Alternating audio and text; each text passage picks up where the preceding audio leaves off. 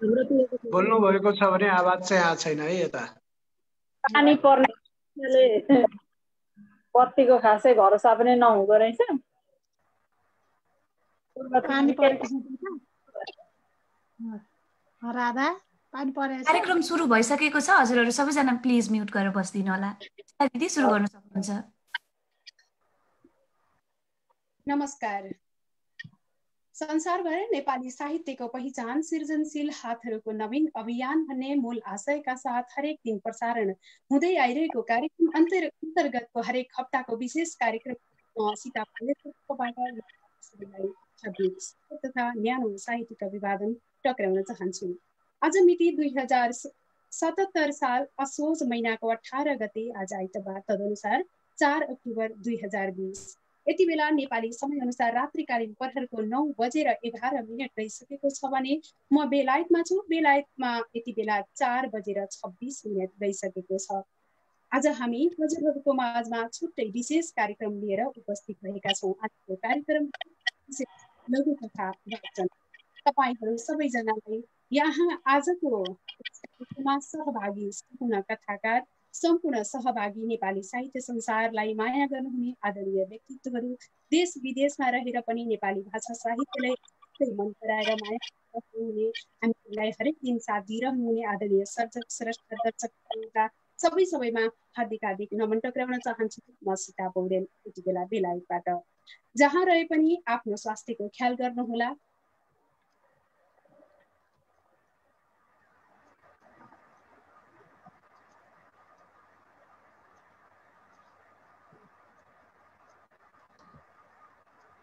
दिजु हजुरको म्युट भएको छ, म्युट भएको छ, अनम्युट गर्नु होला। हजुर ठीक छ। नमस्कार। संसारभर नेपाली साहित्यको पहिचान सृजनशील हातहरूको नवीन अभियान भन्ने मूल आशयका साथ हरेक दिन अथवा हरेक आइतबार बसाइमा छुट्टै विशेष प्रस्तुति। आज पनि विशेष प्रस्तुति लिएर म सीता पौडेल बेलायतबाट उपस्थित भइसकेकी छु। आज मिति 2077 साल असोज महिनाको 18 गते आज आइतबार, तदनुसार 4 अक्टोबर 2020। यति बेला नेपाली समय अनुसार रात्रिकालीन प्रहरको 9:13 गइसकेको छ। म यतिखेर बेलायतमा छु। बेलायती समय अनुसार भने यति बेला 4:28 गइसकेको छ दिवाकालीन प्रहरमा। हरेक आइतबारीय बसाइमा छुट्टै छुट्टै विशेष कार्यक्रमहरू लिएर आउने क्रममा आज पनि हामीले छुट्टै विशेष कार्यक्रम लिएर हजुरहरूको माझमा उपस्थित भएका छौँ। देश तथा प्रदेशमा अथवा जहाँ कहीँ विश्वका विभिन्न मुलुकहरूमा रहेर छरिएर रहनुभएका हाम्रा सम्पूर्ण नेपाली दाजुभाइ तथा दिदीबहिनीहरू, अग्रज, अनुज, सर्जक, स्रष्टा, दर्शक, श्रोता सबैलाई नेपाली साहित्य संसार हरेक दिन हार्दिक स्वागत गर्दछौँ। हरेक आइतबारीय बसाइमा जस्तै आज पनि छुट्टै विशेष कार्यक्रम लघु कथा वाचन कार्यक्रमका उपस्थित सम्पूर्ण अतिथिवर्गहरूलाई हार्दिक स्वागत गर्न चाहन्छु। सर्वप्रथम संस्थाका अध्यक्षज्यू, साथमा सम्पूर्ण पदाधिकारीज्यूहरू, कार्यक्रम निर्देशकज्यू, प्रविधि संयोजनमा रहनुभएकी प्रतिमा थापाज्यू, आजको कार्यक्रमका सभापति यमुना न्यौपानेज्यूलाई हार्दिक हार्दिक नमन तथा साहित्यिक न्यानो अभिवादन टक्र्याउँदै आजको यस कार्यक्रमका सभापतिज्यूलाई सभापतिज्यूको आसन ग्रहण गरिदिनु हुन हार्दिक अनुरोध गर्दछु। धन्यवाद। सम्पूर्णमा हार्दिक नमस्कार। सीताजीलाई कार्यक्रम अगाडि बढाउन हार्दिक अनुरोध गर्छु। धेरै धेरै धन्यवाद। आजको कार्यक्रमकी सभापति यमुना न्यौपानेज्यूको अनुमति अनुसारले मैले कार्यक्रमलाई अगाडि लैजानुपर्ने हुन्छ। आजको यस विशेष कार्यक्रम लघु कथा वाचनमा उपस्थित रहनुभएका हाम्रा कथाकारज्यूहरूको नाम मैले एकपटक सरस्वती यहाँहरूको माझमा राख्न चाहे। रूपिन्द्र प्रभावी लघु कथा वाचन गर्नुहुनेछ। प्रभा आचार्य, शारदा पौडेल, रन्जु मार्ग, अवतार ढकाल, आविष्कार भारती, गंगा आचार्य, मन्दिरा मधुश्री, दीपक लोहनी, गायत्री कुमार चापागाई, हेमराज पोखरेल लघु कथा वाचन तथा समीक्षा गर्नुहुनेछ। प्राध्यापक डाक्टर कपिल लामिछाने हुनुहुन्छ। लघु कथा वाचन तथा प्रमुख अतिथिको मन्तव्य दिनुहुनेछ। आदरणीय आजका अतिथिज्यूहरूलाई समग्रमा अथवा एकमुष्ट रूपमा नमन पठाउन चाहन्छु। नेपाली भाषा साहित्यलाई असाध्यै माया गर्नुहुने विश्वभरि छरिएर रहनुभएका सम्पूर्ण नेपाली भाषाभाषीहरू यति बेला नेपाली साहित्य संसारको प्रत्यक्ष प्रसारणबाट फेसबुक लाइभबाट हामीलाई हेर्दै हुनुहुन्छ। जहाँबाट हेर्दै हुनुहुन्छ हजुरहरूलाई धेरै धेरै धन्यवाद दिन चाहन्छौँ। कार्यक्रमलाई पक्कै पनि भव्य र सभ्य बनाउनको लागि हजुरहरूको साथ र सहयोगको भरपूर जरुरी हुने गर्छ। अवश्य पनि हरेकमा जसरी साथ दिनुहुन्छ आज पनि त्यसै गरी हजुरहरूको साथ र सहयोग अवश्य पनि प्राप्त गर्नेछौँ र हजुरहरूको एक शेयरले हाम्रो कार्यक्रम विश्वका विभिन्न कुना काप्चासम्म गुन्जिन पुग्छ र तपाईँहरूका आफन्तजनहरू पनि यस्तै प्रतिभाशाली हुनुहुन्छ भने भोलिका दिनहरूमा यदि पर्दा पछाडि रहिरहनु भएको छ भने भोलिका दिनहरूमा हामी माझ आउनको लागि विश्व माझ आउनको लागि यो एउटा साँच्चै नै सुमार्गको बाटो हो भन्ने मलाई लाग्छ। त्यसैले कृपया कार्यक्रम सबैजनाले सेयर गरिदिनुहोला हार्दिक अनुरोध पनि गर्दछु। र अब भने हामीले समयलाई के ढिला भइसकेको कारणले अब हामी कार्यक्रमको निरन्तरता दिनको लागि कार्यक्रमलाई निरन्तरता दिनको लागि आजको कार्यक्रमको सर्वप्रथम कथा वाचनमा उपस्थित हुनुहुने व्यक्तित्वलाई हार्दिक स्वागत गर्ने बेला हुन लागेको छ। माफ गर्नुहोला, मैले भने केही मिस्टेक गरेको छु जस्तो लागेको छ। आजको यस कार्यक्रममा मैले केही सम्बोधन गरिरहँदा यहाँहरूले पनि केही अधुरो र अपुरो भएको महसुस अवश्य पनि गर्नुभएको छ। यतिखेर पनि मैले यहाँलाई हार्दिक अनुरोध गर्न चाहे, राधा रमाज्यू हुनुहुन्छ आजको यस कार्यक्रमलाई स्वागत मन्तव्य दिनुहुनेछ। त्यस पछाडि हामी अगाडि बढ्नेछौँ। क्षमा गर्नुहोला केही त्रुटि भएकोमा। धन्यवाद, नमस्कार, सुस्वागतम सम्पूर्णलाई। आजका पाहुनाहरूलाई एकमुष्ट नमन, नमस्कार, साहित्यिक अभिवादन म राधा रमाको तर्फबाट। संसारभर नेपाली साहित्यको पहिचान सृजनशील हातहरूको नवीन अभियान भन्ने मूल नाराका साथ सुरु भएको यो प्रविधिमा जोडिएर लघुकथा सुन्ने सुनाउने र सम्पूर्ण उपस्थिति हाम्रा पाहुनाहरूलाई हार्दिक स्वागत गर्दछु। स्वागत मन्तव्य जस्तो गरिमामय जिम्मेवारी दिनुभएकोमा हार्दिक धन्यवाद छ। संस्थाप्रति कृतज्ञ पनि छु। आज पनि हामी विशेष कार्यक्रम अन्तर्गत लघुकथामा कलम निरन्तर दौडाउनु हुने हाम्रा कथाकारहरूका मिठा मिठा कथाहरू उहाँहरूकै आफ्नै आवाजमा सुन्नेछौँ। कथा सुनिसकेपछि हाम्रा वरिष्ठ कथाकारहरूबाट कथाको समीक्षा पनि हुनेछ।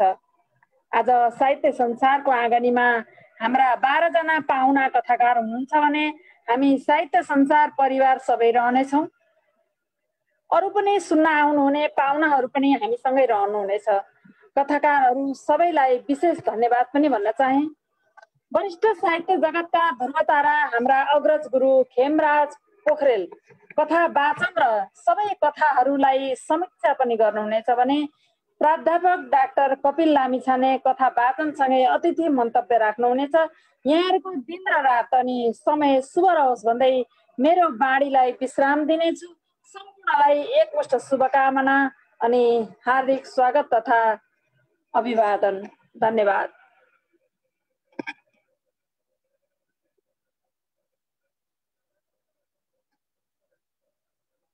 म्युट छ, सीताजीको म्युट छ। माफ गर्नुहोला, एकदमै यो म्युट अन गर्न बिर्सिँदो रहेछु, क्षमा गर्नुहोला। हार्दिक हार्दिक धन्यवाद टक्राउन चाहन्छु राधा रमाज्यूलाई आजको यस कार्यक्रमको स्वागत मन्तव्य दिएर यहाँ हामीलाई कार्यक्रमलाई अगाडि बढाउनको लागि बाटो खोलिदिनु भएको छ। धेरै धेरै धन्यवाद दिन चाहन्छु। अब भने म ढिला नगरिकनै आजको कार्यक्रमलाई निरन्तरता दिनको लागि अगाडि बढ्ने क्रममा मैले यहाँ केही थोरै सानो कुरा पनि बिसाउन चाहे। हजुरहरूको अगाडि नेपाली साहित्य संसारको प्रत्यक्ष प्रसारणमा लाइभमा हेरिरहनुभएका सम्पूर्ण आदरणीय सर्जक दर्शक सबैलाई फेरि पनि पुनः हार्दिक नमन टक्राएकी छु। हजुरहरूले लेख्नुभएका कमेन्टहरू यति बेला मैले देख्न नसके पनि अवश्य हामीले हाम्रा एडमिन प्यानलज्यूहरूबाट अवश्य पनि मनन भइरहेका छन्। जिज्ञासाहरू हुन्छन्, हजुरहरूका सल्लाह सुझावहरू हुन्छन्, यी हामीले अवश्य पनि मनन गर्नेछौँ। अब भने हामी कार्यक्रमलाई अगाडि बढाउन चाहन्छौँ। कृपया कार्यक्रम सेयर गर्दै जानुहोला। तपाईको गरिमामय साथको भने अवश्य पनि आशा राखेकी छु, पक्कै पनि दिनुहुनेछ। अब अगाडि बढ्ने क्रममा आजको कथा वाचनलाई अगाडि बढाउने क्रममा मैले आदरणीय व्यक्तित्वलाई हार्दिक स्वागत गर्नै पर्ने हुन्छ ढिला नगरिकनै। हुनुहुन्छ रूपिन्द्र प्रभावी जोशी। हार्दिक स्वागत गर्न चाहन्छु रूपिन्द्र प्रभावी जोशीलाई। आफ्नो म्युट अन गरिदिनु होला। रूपिन्द्र प्रभावी जोशी 2039 सालमा लमजुङमा जन्मिनु भएको हो। हाल पोखरालाई मुकाम बनाउनु भएका प्रभावीले नेपाली भाषा शिक्षण विषयमा एमएड गर्नुभएको छ। विभिन्न माध्यमिक विद्यालयहरूमा अध्यापन गर्नुभएका प्रभावी हाल शिवालय मावि 2074 देखि प्रधानाध्यापक हुनुहुन्छ। पत्रकारिता रेडियोतर्फ बाराहीमा कार्यरत पनि हुनुहुन्छ। यी पत्रिका चलाउनुहुन्छ। साहित्यिक तथा सञ्चार जगतका विभिन्न सङ्घ संस्था संघ अध्यक्ष उपाध्यक्ष आजीवन सदस्य सल्लाहकार सचिव भएर कार्य गर्नुभएको छ। उहाँका विभिन्न राष्ट्रिय तथा स्थानीय पत्र पत्रिकाहरूमा कविता, कथा, निबन्ध, लघुकथा, गजल, मुक्तक, हाइकु, समीक्षा, समालोचना आदि फुटकर रचनाहरू प्रकाशित भएका छन्। विभिन्न साहित्यिक पत्रिकाको सम्पादन पनि गरिसक्नुभएका प्रभावीले 13 थान भन्दा बढी पुरस्कार, सम्मान तथा पदकहरू पाइसक्नु भएको छ। अब भने मैले आदरणीय व्यक्तित्व रूपिन्द्र प्रभावी जोशीज्यूलाई स्टेज र यो समय प्रदान गर्न चाहन्छु। आफ्नो मिठो कथालाई प्रस्तुत गरिदिनु हुनको लागि म्युट अन गरेर स्क्रिनमा आइदिनु हुन हार्दिक अनुरोध टक्राउँछु। सीताजीलाई धेरै धेरै धन्यवाद र सम्पूर्ण महानुभावहरूलाई हार्दिक नमस्कार। र यतिखेर हामीलाई संसार भरबाट हेरिराख्नुहुने आदरणीय महानुभावहरू पनि हार्दिक अभिवादन व्यक्त गर्दै यो अवसरका लागि साहित्य संसार परिवार र मूलत खेमराज पोखरेल सरलाई धेरै धेरै धन्यवाद ज्ञापन गर्दै म आफ्नो प्रस्तुतिमा रहेको लघुकथा यतिखेर म वाचन गर्ने तर्खरमा छु। र मैले वाचन गर्ने लघुकथाको शीर्षक जागिर खाने की घुस। जागिर खाने की घुस। लेखनाथ आफ्नो समयमा चर्चा र पहुँच प्राप्त व्यक्तित्व। हालै किनेको 5 रोपनी जमिन पास गर्न जिल्ला मालपोत कार्यालय गए। आफूले जाने बुझेसम्मका प्रक्रिया तथा कागजात पुर्याएर सहायक अधिकृत गोपीनाथ लिएर गए, तर उनले निवेदनको बेहोरा नमिलेको बहानामा फिर्ता पठाए। लेखनाथ ठिकै छ भनेर भयभरको सिप ज्ञान लगाएर पुनः निवेदन लेखेर गए। कहिले के पुगेन भन्ने बहानामा 2-3 चोटि बाहिरिए लेखनाथ। यस्ता कर्मचारी नियुक्ति र निलम्बन गर्न सक्ने खुबी भएका उनी जनस्तरबाटै कार्य गराउँथे। मालपोत अधिकृतको यो नियतले असह्य भएर उनले फर्र आफ्नो परिचय दिँदै सोधे, तपाईले खोज्नु भएको के हो? यसो अलिअलि भए त काम छिट्टै बनिहाल्छ नि हजुर, गोपीनाथले स्पष्टीकरण दिए। त्यसपछि भने झण्डै धम्कीको शैलीमा लेखनाथले भने, गोपीनाथजी तपाई घुस खान चाहनुहुन्छ कि जागिर? यो प्रश्नले गोपीनाथ झस्के र मौनतामै सरासर काम फत्ते गरी कागजातहरू लेखनाथको हातमा थमाएर यति मात्र बोले, माफ गर्नुहोला, धन्यवाद। आहा, छोटो मिठो साह्रै, हुन त लघुकथा छोटो नै हुने गर्छ। एकदमै मिठो कथाको लागि धेरै धेरै धन्यवाद दिन चाहन्छु रूपिन्द्र प्रभावीज्यूलाई। अब भने पर्दा पछाडि रहेरै हामीसँगै रहनुहुनेछ रूपिन्द्र प्रभावीजी, धेरै धेरै धन्यवाद। हजुरहरूले यति बेला सुनिसक्नुभयो रूपिन्द्र प्रभावीज्यूले आफ्नो कविता प्रस्तुत गरिसक्नु भएको छ। नेपाली साहित्य संसारको प्रत्यक्ष प्रसारण लाइभमा हेरिरहनुभएका सबै दर्शक सर्जकहरूलाई हार्दिक हार्दिक स्वागत तथा न्यानो साहित्यिक अभिवादन पुनः मेरो तर्फबाट र नेपाली साहित्य संसारको सम्पूर्ण टिमको तर्फबाट फेरि पनि टक्राएकी छु। कृपया कार्यक्रमलाई सभ्य र भव्य बनाइदिनु हुनेछ भन्ने पूर्ण आशा पनि छ। अब भने अगाडि बढ्ने क्रममा हामी छौँ। अब हामीसँग हुनुहुन्छ आचार्य प्रभा। आचार्य प्रभाज्यूलाई आफ्नो माइक म्युट अन गरेर रहिदिनु हुन हार्दिक अनुरोध गर्न चाहन्छु र उहाँको छोटो संक्षिप्त जानकारी मैले यहाँ राख्न चाहन्छु। दमक झापामा स्थायी घर हुनुभएकी आचार्य प्रभा हाल अमेरिकाको कोलोराडोमा बसोबास गर्नुहुन्छ। सानैदेखि साहित्यिक प्रतिभा भएकी प्रभा आचार्यले आफैले अध्यक्ष भएर कोठे साहित्यिक यात्रा 2047 र 2052 सम्म दमक झापामा सञ्चालन गर्नुभएको थियो। उहाँसँग विभिन्न साहित्यिक सङ्घ संस्थाको निकै लामै अनुभव छ। अनेसास कोलोराडो च्याप्टरको अध्यक्षको अनुभव सङ्घालिसक्नुभएकी प्रभा आचार्यको प्रकाशित कृति परदेशबाट कविता सङ्ग्रह 2062, असह्य पीडा गजल सङ्ग्रह 2069, मायाको नाकाबन्दी गीति सङ्ग्रह 2076 रहेका छन्। लघुकथाको कृति चाँडै प्रकाशोन्मुख छ। चाँडै प्रकाशन भएर पढ्न पाइयोस् भनी नेपाली साहित्य संसार कामना गर्दछौँ। उहाँले लेखेका गीत, भजन, नाटक रेडियो नेपालदेखि दैनिक कार्यक्रममा समेत रेकर्डिङ भएर 2044 सालदेखि नै प्रसारित र प्रदर्शित भएका छन्। नेपाली फिल्म छहारीका लागि 2052 सालमा उहाँले गीतहरू लेख्नु भएको थियो। शैक्षिक योग्यता स्नातक तहसम्म भएकी प्रभाको आख्यान मात्र होइन, काव्यमा पनि उत्तिकै कलम चलेको छ। उहाँको कलम गद्य, कविता, मुक्तक, गजल, गीत, हाइकु, लघुकथा, कथा, नाटक, गीतिकथा, विचार, स्मरण, नियात्रा आदिमा 2034 सालदेखि नै चलेको छ। उहाँ पदक, पुरस्कार र सम्मान दमक र काठमाडौँका विभिन्न सङ्घ संस्थाबाट सम्मानित हुनुभएको छ। आदरणीय व्यक्तित्व आचार्य प्रभाज्यूलाई अब भने मैले समय र स्टेज प्रदान गर्न चाहन्छु। आफ्नो मिठो कथा हामी समक्ष राखिदिनु हुन हार्दिक अनुरोध पनि गर्न चाहन्छु। आदरणीय आचार्य प्रभाज्यू। हजुर नमस्कार।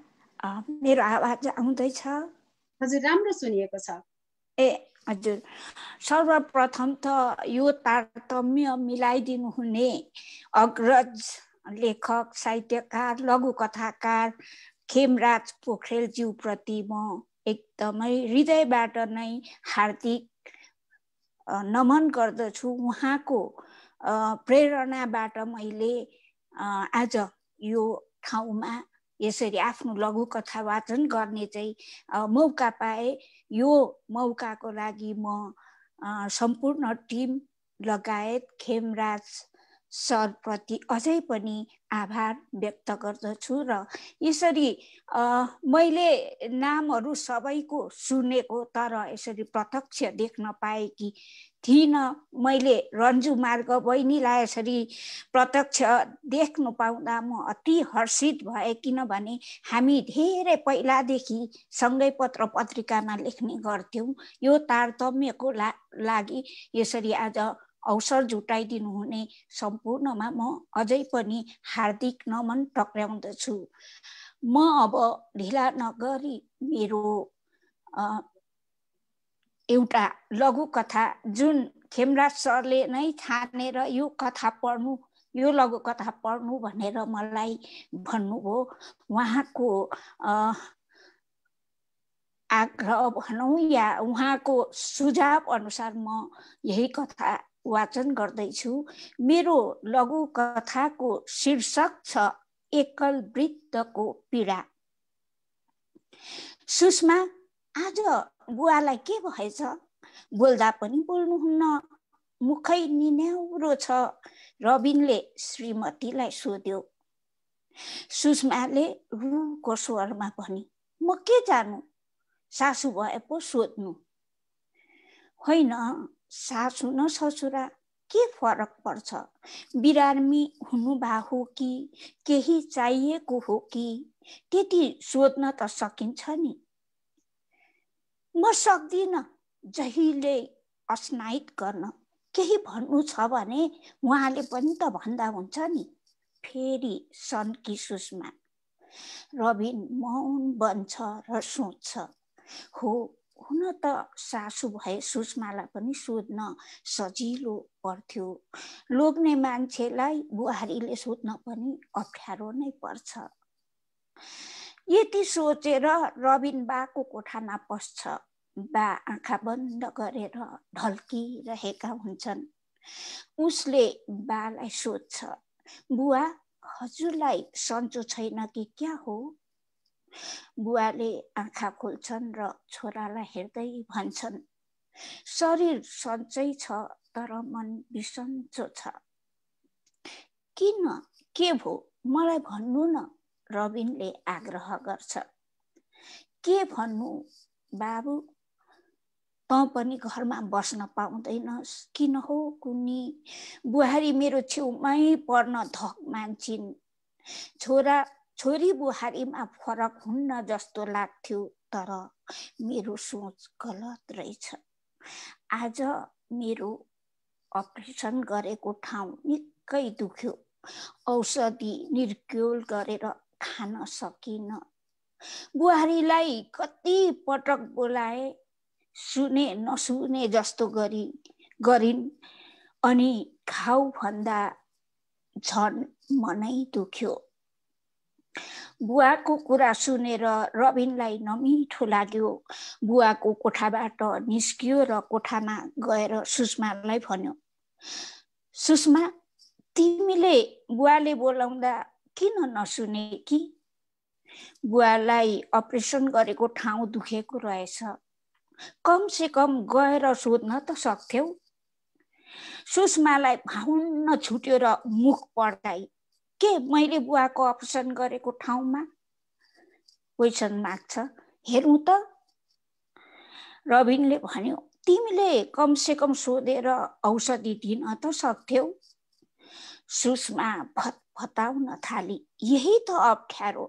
बरु राणी सासू पाल्न सजिलो, स्वास्नी नभएका राणो ससुरासँगै बस्न अप्ठ्यारो। सुषमा, तिमी मन परि नबोल, मेरो बुवाले तिमीलाई त्यस्तो के गर्नुभयो? रबिन जङ्गियो। कोठाबाट बुवाले छोरा बुहारीको तर्क सुनेपछि भित्तामा टाँगिएको पत्नीको तस्बिर हेर्दै तर्रा आँसु बगाउँदै भने, लक्ष्मी, बरु म अघि गएको भए तिमीले त यस्तो वचन सुन्नु नपर्ने रहेछ। धन्यवाद। आहा, साह्रै सुन्दर। साँच्चै नै गहन विषय उठाउनु भयो जस्तो लाग्यो मलाई पनि। पक्कै पनि सासूसँग जस्तो बुहारीलाई ससुरासँग पक्कै पनि हुँदैन। एकदमै गहन विषय उठाएर कथा लेख्नु भएको छ। प्रभाजी, यहाँलाई धेरै धेरै धन्यवाद छ। यहाँका कलमी यात्राहरू यसरी नै अग्रतामा पुगिरहन्, मेरो तर्फबाट शुभकामना दिन चाहन्छु। पर्दा पछाडि रहनुहुन हार्दिक अनुरोध पनि गर्दछु। धन्यवाद। हामीसँग हुनुहुन्थ्यो यति बेला प्रभा आचार्य। मिठो कथा सुनाइसक्नु भएको छ। तपाईहरूले पनि पक्कै पनि कथाहरू सुनेर हामीसँग रहेर पक्कै पनि मनोरञ्जन लिइरहनु भएको छ। आदरणीय दर्शक सर्जकज्यूहरूलाई हार्दिक हार्दिक धन्यवाद दिन चाहन्छु, जसले हामीलाई यति बेला हेरिरहनु भएको छ। फेरि पनि यहाँहरूसँग छोटो जानकारी राख्न चाहे, नेपाली साहित्य संसारको युट्युब च्यानल NLW नेपाली साहित्य संसार अवश्य पनि सब्स्क्राइब गर्नुहोला र हाम्रो आजको यो कार्यक्रम पनि नेपाली साहित्य संसारको युट्युब च्यानलबाट पनि हामीले प्रसारण गर्नेछौँ। धन्यवाद। अब भने फेरि अगाडि बढ्ने क्रममा म फेरि अगाडि जान चाहन्छु। बोल्ने क्रममा कार्यक्रम सञ्चालनमा भएका कमी कमजोरीहरूलाई क्षमा गर्नुहुनेछ भन्ने आशा पनि लिएकी छु। प्रभाजी, हजुरले म्युट अफ गरिदिनु होला, ताकि हजुरलाई केही कतै बोल्न परेको खण्डमा पनि असहज नहोस् भनेर मैले यहाँलाई जानकारी गराएँ। अब पनि हामी अगाडि बढ्न चाहन्छौँ। अबको पालोमा हुनुहुन्छ शारदा पौडेल निशा। शारदा पौडेल निशाज्यूलाई आफ्नो नमस्कार। उज्यालो नि कम आएको छ कि जस्तो लागिरहेछ। म्युट अन गरेर रहिदिनु होला। एकैछिन मैले यहाँको बारेमा संक्षिप्त जानकारी राख्न चाहन्छु। यस पछाडि हजुरको लागि समय प्रदान गर्नेछु। शारदा पौडेल निशा। शारदा पौडेल निशा नेपालको चितवनमा जन्मेर चितवनलाई नै स्थायी मुकाम बनाउनु भएकी लघुकथाकार शारदा शर्मा निशा हाल वैदेशिक रोजगारीका क्रममा स्पेनको बार्सिलोनामा बस्नुहुन्छ। निशाको कलम, आख्यान र काव्य दुवै विधामा चलेको छ। उहाँका अहिलेसम्मका छोरीका आँखा र तेस्रो पाइला नामका 2वटा लघुकथा संग्रह प्रकाशन भएका छन्। यसबाहेक निशाको निशानी नामक मुक्तक संग्रह पनि प्रकाशन भएको छ। यसबाहेक खेमराज पोखरेलद्वारा सम्पादित मोलुङ तथा मधुस संयुक्त लघुकथा संग्रहमा उहाँका लघुकथा संग्रहित भएका छन्। समकालीन नेपाली प्रतिनिधि लघुकथा संग्रहमा लघुकथा, यसै गरी विभिन्न पत्रिकामा मुक्तक, प्रकाशित भएका छन्। गोरखापत्र, कारोबार, नागरिक जस्ता राष्ट्रिय स्तरका पत्र पत्रिकामा लेखहरू प्रकाशित भएका छन्। यसै गरी हातेमालो साहित्य संगम, हाम्रो मजेरी साहित्य प्रतिष्ठान विशिष्ट आजीवन सदस्य, अन्यसास आजीवन सदस्य, मुक्तक प्रतिष्ठानको आजीवन सदस्य पनि रहनुभएकी शारदा पौडेल निशाज्यूलाई अबको पालोमा आफ्नो माइक म्युट अन गरेर अबको आफ्नो प्रस्तुति, आफ्नो कथा वाचन गरिदिनु हुन हार्दिक अनुरोध गर्दछु। माइक म्युट अन गर्नुहोला। नमस्कार। नमस्कार सम्पूर्ण उपस्थित अग्रज गुरु सम्पूर्णमा मेरो हार्दिक नमन व्यक्त गर्न चाहन्छु। म आज ढिलो पनि भएँ, कतिपय लघु कथाहरू सुन्न पनि भएन किनभने मेरो आज काम थियो। काम सकेर हतारिँदै कार्यक्रममा सहभागी हुन आइपुगेकी छु। म लघु कथा सुरु गर्छु। लघु कथाको शीर्षक छ देख्न नपरोस्। लघु कथा यसरी अगाडि बढ्छ। छोरो ठुलो भयो, खुसीको सीमा भएन, जागिर खायो, खुसीले सीमा नाग्यो। छोराको बिहे भयो, हर्षको भेल बग्यो, बुहारी घरभित्र बाहिर गरिन्, मन आनन्दित भयो। नाति जन्मियो, मेरो स्वर्गको ढोका खुल्यो, सबै कुरा भने जस्तै भयो, मनमा सन्तोष र आनन्द भयो। तर त्यसपछि मेरो उमेर ढल्दै गयो, तागत कम भयो, बुढो हुँदै गएँ, आम्दानी गर्न सकिन, बिस्तारै घरबाट बुवाबाट बामा झरेँ, बाबाट बाउमा झरेँ। घरमा राजकाजसँग बसेको मान्छे कोठामा सरेँ, चिन्ताले खायो थला परेँ, हिँडुल गर्न सकिन, बुहारीले हेला गरिन्, छोराले तिरस्कार गर्यो। यता नाति हुर्किँदै गयो, यताउता सर्न थाल्यो, भित्र बाहिर गर्न थाल्यो, आँगनमा झर्न थाल्यो। म उसलाई हेर्थेँ, टाढैबाट मायाले बेर्थेँ, बुहारी कडा थिइन्, नातिको छेउमा खडा थिइन्। छोराले नातिलाई मुटु बन्थ्यो, उसैसँग गुटु मुटु बन्थ्यो। मतिर कर्की नजरले हेर्थ्यो, अनावश्यक कुरो सानो कुरामा केर्थ्यो, रिसले लामो सास फेर्थ्यो। एक दिन नाति रुँदै आयो, मेरो मन पनि खायो। उसलाई एकछिन काखमा लिएँ, एउटा सानो चकलेट दिएँ। एकछिन पछि छोरो आयो, चकलेट दिएको थाहा पायो, अनि भयो निलो कालो, नातिको हातको चकलेट फाल्यो। नाति मेरो छेउमा थियो, मुटु भन्दै काखमा लियो, नरौ भन्दै भित्र पस्यो, मेरो पनि आँसु खस्यो। म पनि भूतकालतिर पसेँ, छोरो भन्दै एक्लै बसेँ। छोरो मेरो कुलको टुकी, यो मुटुको ढुकढुकी। हे प्रभु, जति दुःख पर्नु मलाई परोस्, तर छोराको आँसु कहिले देख्न नपरोस्। हस्त, धन्यवाद।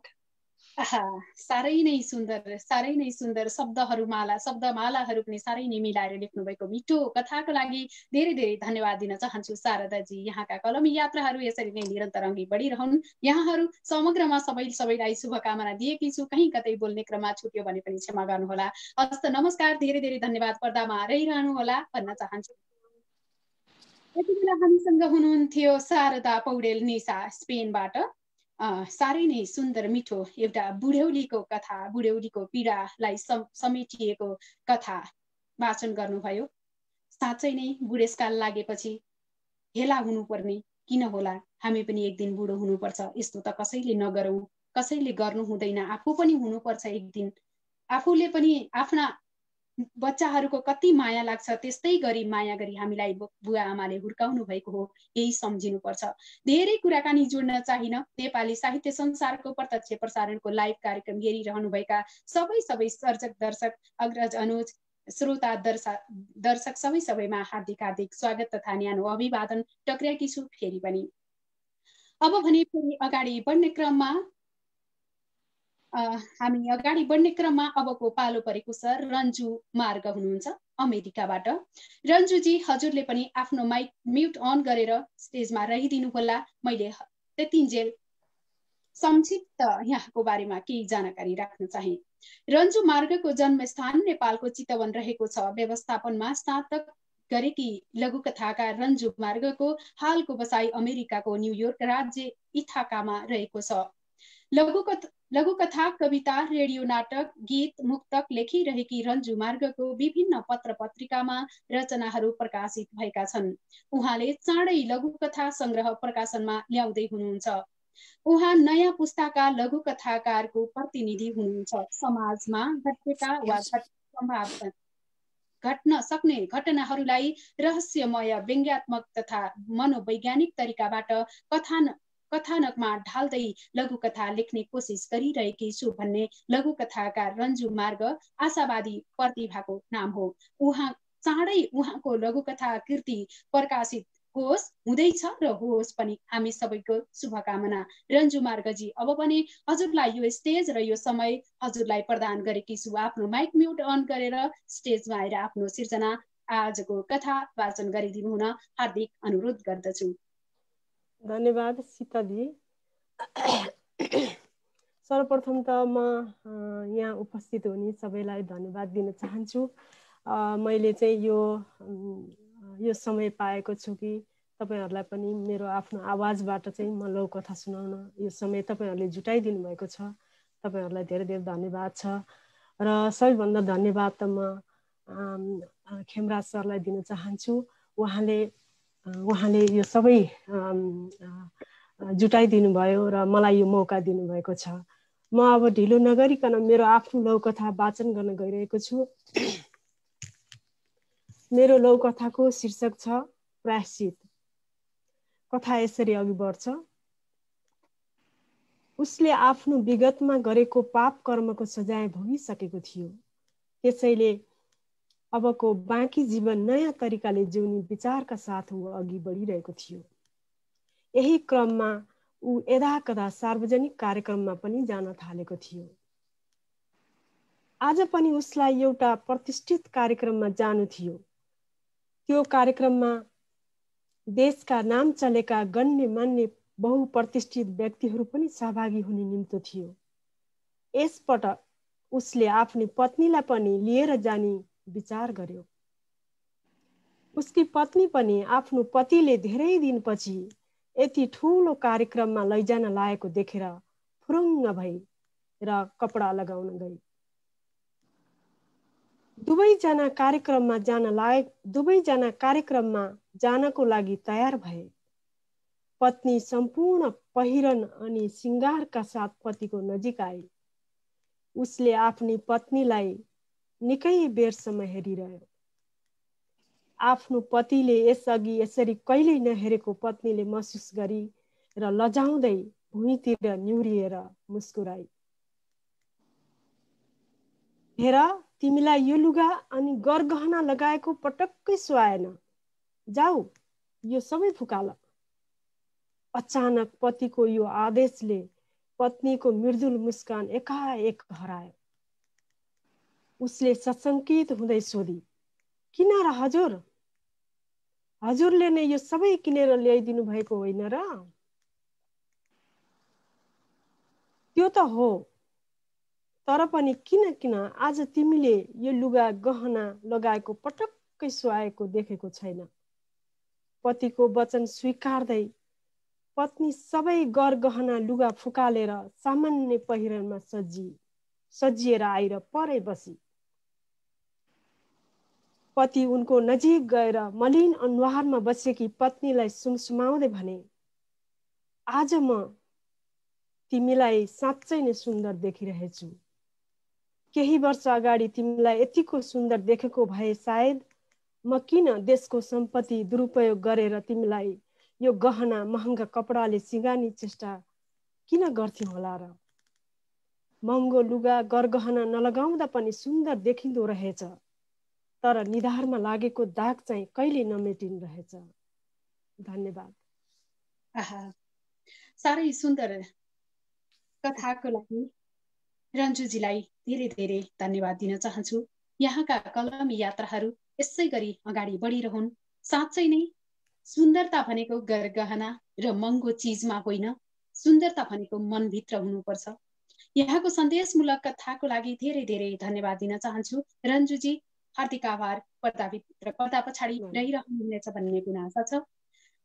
हार्दिक हार्दिक धन्यवाद टक्राउन चाहन्छु समस्त नेपाली साहित्य संसारमा उपस्थित रहनुभएका आदरणीय सर्जक दर्शक सबैलाई फेरि पनि म कार्यक्रम सञ्चालनको क्रममा भएका कमी कमजोरीहरूलाई गल्तीहरूलाई एकदमै माफ गरेर क्षमा गर्नुहुनेछ भन्ने पूर्ण आशा पनि लिएकी छु।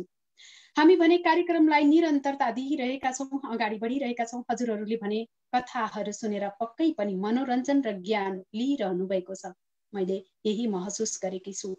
अब पनि अगाडि बढ्ने क्रममा पालो परेको छ। अवतार ढकाल हुनुहुन्छ। अवतार ढकालज्यूलाई हार्दिक स्वागत गर्न चाहन्छु। आफ्नो माइक म्युट अन गरेर स्टेजमा रहिदिनु होला अनुरोध गरे। लघुकथाकार अवतार ढकालको जन्म अरुण गाउँपालिका 5 याकु भोजपुर नेपालमा भएको हो। अंग्रेजी साहित्यमा MA गर्नुभएका लघुकथाकार ढकाल नेपाली र अंग्रेजी साहित्य विज्ञ हुनुहुन्छ। उहाँको रुचि अध्ययन, अध्यापन र साहित्य लेखन रहेको छ। उहाँ आख्यान तथा कविता सबै क्षेत्रमा कलम चलाउनुहुन्छ। लघुकथा, कविता, मुक्तक, गजल आदि उहाँका साहित्यिक क्षेत्र हुन्। उहाँका साहित्यिक प्रकाशनहरूमा संगम नामक संयुक्त गजल संग्रह 2063 प्रकाशन भएको छ भने विभिन्न पत्र पत्रिकाहरूमा कविता, गजल, कथा, लघुकथाहरू प्रकाशित भएका छन्। लघुकथाको हकमा नियतिको खेल लघुकथा संग्रह 2076 प्रकाशित भएको छ।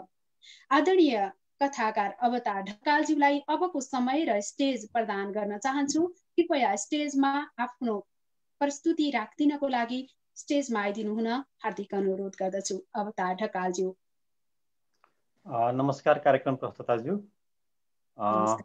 कार्यक्रमका श्रद्धेय अध्यक्षज्यू, प्रमुखज्यू, मेरा आदरणीय भएका सर्जकहरू सबैमा म पुनः नमस्कार गर्न चाहन्छु र यो कार्यक्रममा मलाई स्पेस दिनका लागि स्पेस दिनुभएकोमा म नेपाली साहित्य संसार टिमलाई हार्दिक आभार व्यक्त गर्न चाहन्छु र मलाई यो अवसरका लागि म खेमराज पोखरेल सरप्रति एकदमै धेरै अनुग्रहित छु। वास्तवमा लघुकथाको हकमा मैले भन्नुपर्दाखेरि लघुकथा कुनु र त्यसमा पनि खेमराज पोखरेल सरले जुन साथ, सहयोग, सल्लाह, सुझाव, गाली इत्यादि सबै चिजहरू अत्यन्त धेरै माया गरेर दिनुभएको छ। त्यसले गर्दाखेरि म लघुकथाको क्षेत्रमा बामेश्वर नै चेष्टा गरिरहेको छु, बामेश्वरमा सक्ने भएको छु। यसको लागि म आदरणीय गुरु खेमराज पोखरेल सरप्रति पुनः अन्तर्मनदेखि नै आभारी व्यक्त गर्न चाहन्छु। साथै मैले यहाँ म सँगसँगै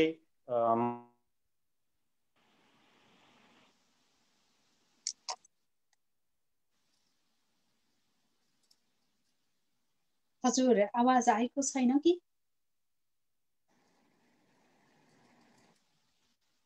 अवतार सर सायद बाहिरिनु भयो कि भएको नि उहाँको प्रविधिले साथ दिएन कि जस्तो पनि मलाई महसुस भएको छ। त्यही हुनुहुन्छ तर अवतार सर सुन्दै हुनुहुन्छ? हजुर मेरोमा यो अलिकति प्राविधिक समस्या भयो, अब फेरि जोडिएको छु। म सँगसँगै लेख्दै गर्नुभएका मभन्दा अग्रज साहित्यकारहरू मैले यहाँ देखिरहेको छु। म सबैलाई एकमुष्ट नमस्कार भन्न चाहन्छु र म अब आजको मेरो लघुकथा वाचन गर्न गइरहेको छु। मेरो लघुकथाको शीर्षक छ भाग्यमानी। त्यता सुन्छ म्याम? हजुर सुनिरहेको छ, सुनिएको छ। मेरो कमजोर हो कि जस्तो लागेको छ तर लघुकथा भाग्यमानी। लघुकथा भाग्यमानी शीर्षक रहेको छ। हेर्नु त बुढा छोराले मलाई दिएको जन्मदिनको उपहार। हेर्नु त बुढा छोराले मलाई दिएको जन्मदिनको उपहार। बुहारीले मन पराएर छान्दै कि रे। जे होस् छोराले आफै नै मन पराएर ल्याएकी भए पनि बुहारी असल र संस्कारी परिछे। हरिमोहनलाई श्रीमतीले भनिन्। एकपटक तिलहरीमा हेर्यो उसले। एकपटक तिलहरीमा हेर्यो उसले अनि श्रीमतीको अनुहारमा आँखा पुर्यायो। उनको अनुहार खुसीले धपक्क बलेको थियो। ऊ एकाएक विगतमा हरायो। आमाले बहुत दुःख गरेर हुर्काए पढाएको टुहुरो थियो ऊ। उसको पढाइ र विवाहको लागि आमाले सबै गहनाहरू बेचेकी थिइन्। पछि सानोतिनो नोकरी पाएपछि व्यवहार राम्रैसँग चलेको थियो। एक दिन आमालाई गहना किनिदिने प्रस्ताव राख्दा आमाले भनेकी सरलाले भनेकी थिइन्, किन चाहियो आमालाई गहना? न कतै जानुहुन्छ न लाउने उति साह्रो मन नै गर्नुहुन्छ, बरु सहरमा घटी जोड्नुपर्छ। 2-4 वर्षपछि बाहिरबाट उनीहरूको संवाद सुनेकी आमाले उसलाई एकान्तमा भनेकी थिइन्, बाबु मलाई गहना सहना चाहिँदैन है। बाबु मलाई गहना सहना चाहिँदैन है। माया गरेकै छौ, खाना लाउन दिएकै छौ, मलाई के चाहियो? मलाई त बुहारीको कुरो चित्त बुझ्दो लागेको छ, उसको चित्त नदुखाउनु। आमालाई गहना किनिदिने उसको इच्छा कहिल्यै पुरा भएन। केही वर्षपछि उसलाई सरलाको जिम्मा लगाएर आमा भगवानको घर गइन्। के सोच्न थाल्नुभयो? चुपचाप बस्नुभयो त? यो राम्रो लागेन? सरलाको प्रश्नले उझस्कियो। होइन होइन, राम्रो छ। तिमी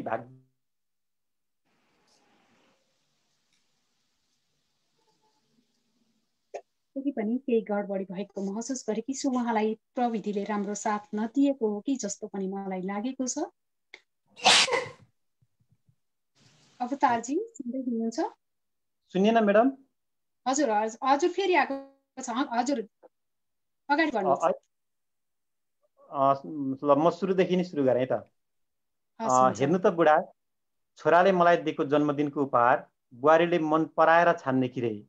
जे होस्, छोराले आफैले मन पराएर ल्याएकी भए पनि बुहारी असल र संस्कारी परिछे, हरिमोहनलाई श्रीमतीले भनिन्। एकपटक तिलहरीमा हेऱ्यो उसले, अनि श्रीमतीको अनुहारमा आँखा पुर्यायो। उनको अनुहार खुसीले धपक्क बलेको थियो। ऊ एकाएक विगतमा हरायो। आमाले बहुत दुखाएर हुर्काए पढाएको टुहुरो थियो। उसको पढाइ र विवाहको लागि आमाले सबै गहनाहरू बेचेकी थिइन्। पछि सानोतिनो नोकरी पाएपछि व्यवहार राम्रैसँग चलेको थियो।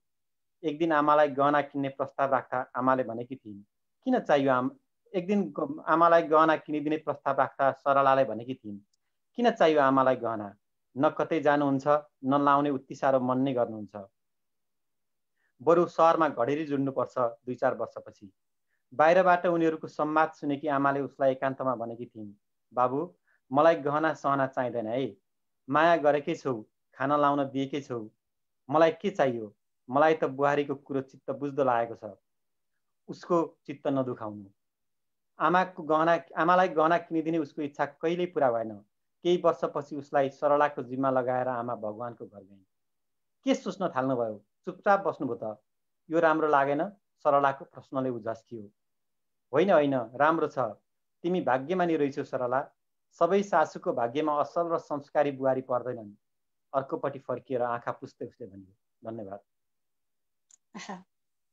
साह्रै मन छुने खालको मर्मस्पर्शी खालको सिर्जना सुनाउनु भयो। पक्कै पनि गइसकेपछि, माथि गइसकेपछि कुनै पनि इच्छाहरू चाहेर पनि पुरा गरिदिन पाइँदैन। आफ्ना अग्रजहरूलाई, पूर्वजहरूलाई अवश्य पनि आफ्ना मातापिताहरूलाई कहिल्यै पनि मन दुखाउनु हुँदैन। उहाँहरूलाई पनि इच्छा त के हुन्छ, तर छोराछोरीको खुसीको लागि उहाँहरूले आफ्नो इच्छालाई मारेर पक्कै पनि सबै कुरामा खुसी भएको महसुस गर्नुहुन्छ। यस्तै यस्तै सन्दर्भमा लेखिएको यहाँको मिठो कथाको लागि धेरै धेरै धन्यवाद दिन चाहन्छु अवतार ढकालजी। हजुरको साहित्यिक यात्रा निरन्तर यसै गरी चलिरहोस्, मेरो तर्फबाट शुभकामना दिन चाहन्छु।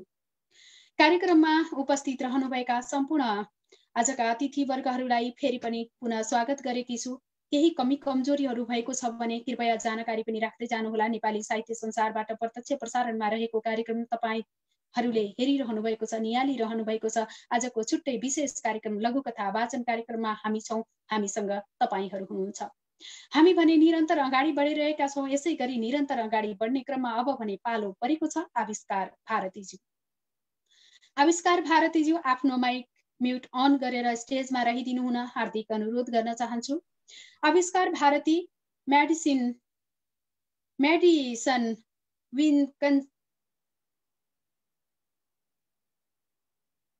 विस्कन्सिन अमेरिकामा बस्नुहुन्छ। उहाँको जन्म गणेशस्थान चाभ हिलमा काठमाडौँमा भएको हो। उहाँ हाल मेडिसिन विस्कन्सिन अमेरिकामा बस्नुहुन्छ। 2066 सालमा advance math and computer science विषयमा युनिभर्सिटी अफ सेन्ट्रल ओक्लाहोमा अमेरिकामा एमएस गर्नुभएका आरती पेसाले आइटी इन्जिनियर हुनुहुन्छ। उहाँले नेपाली साहित्यलाई संरक्षण गर्न साहित्य संग्रह.com संयोजन गरेर आइटीको ज्ञानलाई सदुपयोग गरी नेपाली साहित्यको भण्डारण गर्नुभएको छ। आविष्कार भारतीको आफ्नो मौलिक कृति टुसाएको गगन हाइकु संग्रह 2076 मा प्रकाशन भएको छ। यसबाहेक पुस्तिकाहरूको सम्पादन पनि गर्नुभएको छ। पत्र पत्रिकामा फुटकर कविता, गीत, मुक्तक, हाइकु, गजल प्रकाशन गराउँदै आउनुभएका भारती कुशल कार्यक्रम सञ्चालक समेत हुनुहुन्छ, संयोजक पनि हुनुहुन्छ। विजय मल्ल साहित्य प्रतियोगिता सन् 2013 देखि सन् 2018 सम्म संयोजक तथा सञ्चालक भएर साहित्यको सेवा गर्नुभएको छ। उहाँको लघुकथा संग्रह छिट्टै प्रकाशित हुँदैछ। उहाँलाई शुभकामना पनि टक्राउन चाहन्छौँ। आदरणीय आविष्कार भारतीज्यूलाई अबको भने स्टेज र समय प्रदान गरिसकेकी छु। आफ्नो कथा वाचन गर्नको लागि हार्दिक अनुरोध टक्राउँछु। हजुर सबैलाई हार्दिक स्वागत। कार्यक्रममा मलाई स्वागत गर्नुभएकोमा झन् धेरै धेरै धन्यवाद। सीताजीलाई पनि धन्यवाद। आदरणीय Gayatri sir, professor doctor Kapil sir र सम्पूर्ण आदरणीयहरूमा मेरो नमस्कार। नेपाली साहित्य संसारलाई पनि धेरै धेरै धन्यवाद। म म्याडिसन विस्कन्सिनमा छु, अमेरिकाको। यो माथि सिकागोको कुनौटोमा छ, सानो सहर हो। यसपछि चाहिँ म सिधै मेरो लघुकथामा जान्छु। मैले लघुकथा लेख्न सुरु गरेको चाहिँ लघुकथा कुनोबाट हो। यसको लागि एडमिनमा रहनुभएका यहाँ मन्दिराजी खेमराज सर दुवैजना यहीँ हुनुहुन्छ। यहाँहरूको सेवाको लागि धन्यवाद, त्यस कार्यको लागि। अनि मेरो लघुकथाको शीर्षक रहेको छ चोर। रातको ठिक 11 बज्यो।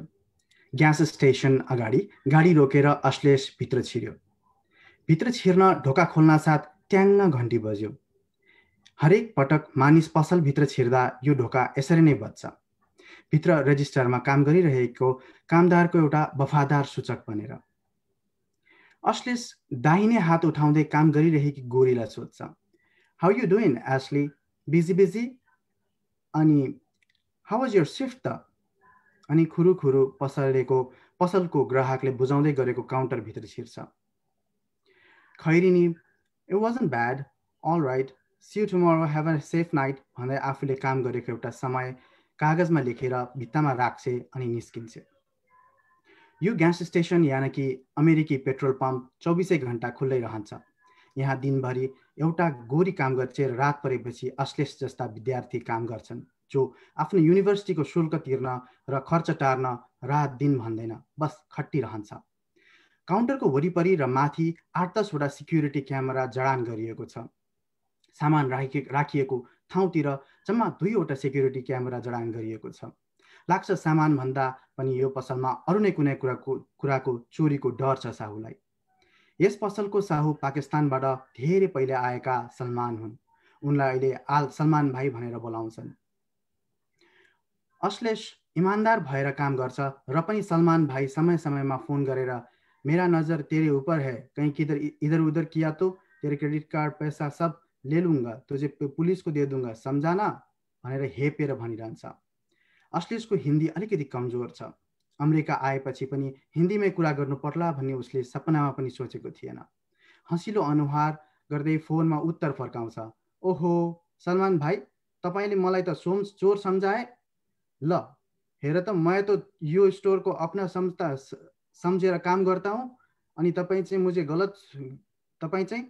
ये तो गलत हो गया ना। अश्लेषको धुजा भएको हिन्दी बल्ल बल्ल बुझेर सलमान साहु हाँस्छ र भन्छ, क्या पता कौन को कब चोर बन जाए, अनि फोन काटिदिन्छ। अश्लेष लुकेर काम गरेकोमा खिन्न मन गर्दै अमिलो अनुहार र मन लिएर आफ्नो शिफ्टमा काम तल्लीन हुन्छ। हजुर यति नै हो। साँच्चै नै अझै सुनिरहँ जस्तो लागेको थियो। साँच्चै नै परदेशमा रहेका नेपालीहरूको कैयौं नेपालीहरूको यो वास्तविकता पनि हो र विदेशी भूमिका व्यक्तिहरूले पक्कै पनि दबाउने क्रम अवश्य पनि जहाँ पनि हुन्छ, कहीँ पनि हुन्छ। अझै यसमा पनि भारत इन्डिया भारत पाकिस्तानका व्यक्तिहरूले नेपालीहरूलाई बढी नै दबाउने गर्छन्, युरोपियन व्यक्तिहरूले भन्दा पनि बढी नै दबाउने कोसिस गर्छन्। तर नेपालीहरू भने स्वाभिमान, आफ्नो स्वाभिमानलाई लिएर हिँडेको नेपाली कहीँ पनि चुक्न र झुक्न चाहँदैन। पक्कै पनि टुटीफुटी हिन्दी बोलेरै पनि, टुटेफुटेको इङ्ग्लिस बोलेरै पनि आफ्नो काम, आफ्नो कार्य व्यस्ततामै जीवन यापन गरिरहेका हुन्छन् समस्त हाम्रा नेपालीहरू। धेरै धेरै धन्यवाद दिन चाहन्छु आविष्कारजी, हजुरलाई मिठो कथा, धेरै परदेशी नेपालीहरूको वास्तविकतालाई समेटेर लेखिएको कथाको लागि धेरै धेरै धन्यवाद दिन चाहन्छु। यस्तै यस्तै सिर्जनाका खानीहरू यहाँबाट निस्किरहन् भन्न चाहन्छु। मेरो तर्फबाट शुभकामना दिँदै यहाँलाई पर्दा पछाडि रहिरहनको लागि अनुरोध गरे। धेरै धेरै धन्यवाद दिन चाहन्छु नेपाली साहित्य संसारलाई यति बेला निहालिरहनु भएको समस्त नेपाली भाषा साहित्यलाई माया गर्नुहुने, देश तथा विदेशमा रहेर परदेशका कुना कन्दरादेखि गाउँ बस्तीदेखि प्रदेशमा सम्ममा रहिरहनुभएका सम्पूर्ण नेपाली भाषा भाषीहरूलाई हार्दिक हार्दिक स्वागत गर्न चाहन्छौँ। हरेक दिन नेपाली साहित्य संसारले प्रसारण गर्दै आउने कार्यक्रम जस्तै हरेक आइतबार व्यवसायमा हामीले विभिन्न विधाबाट विभिन्न छुट्टै विषयका कार्यक्रमहरू लिएर आउने गर्छौँ। आज पनि हाम्रो छुट्टै कार्यक्रम रहेको छ। हजुरहरूले पक्कै पनि रमाइलो गरिरहनु भएको छ, मनोरञ्जन लिइरहनु भएको छ, ज्ञान लिइरहनु भएको छ। अवश्य पनि अबको पालोमा भने हुनुहुन्छ हामीसँग गङ्गा आचार्यज्यू। गङ्गा आचार्यज्यूलाई आफ्नो माइक म्युट अन गरेर स्टेजमा रहिदिनु हुन हार्दिक अनुरोध पनि गर्दछु, हार्दिक स्वागत पनि गर्न चाहन्छु। लघु कथाकार गङ्गा आचार्य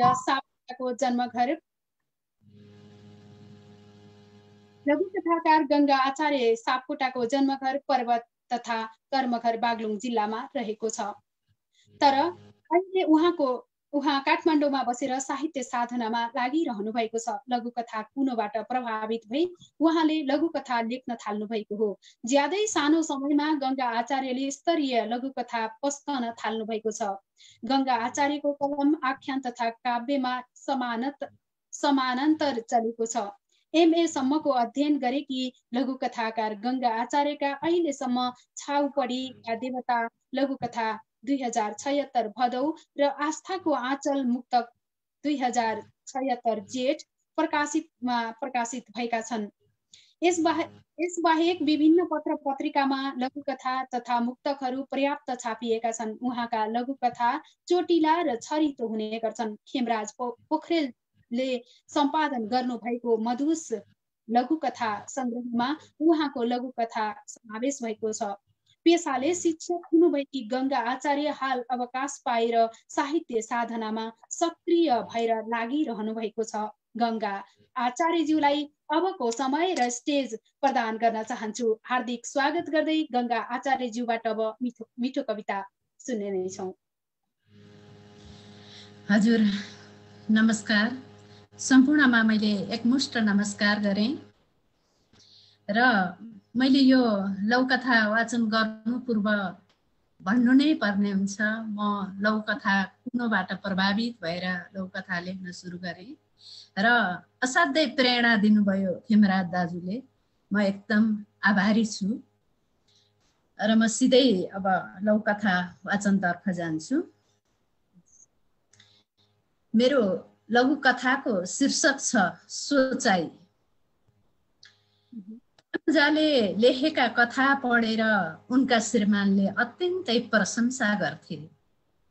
एक दिन उनले भने, तिमीलाई म मेरो अतीतको प्रेम कहानी सुनाउँछु, कथा लेख न है। श्रीमानका कुरा सुनेर तनुजा एकातिर छक्क परिन्, अर्कोतिर उत्सुक पनि भइन्। उनका श्रीमानले अतीतको कहानी बताउँदै गए। कलेज जीवनमा धेरै केटीसँग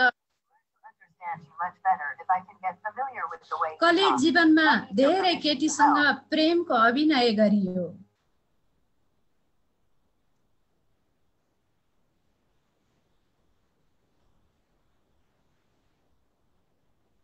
हजुर गङ्गाजी।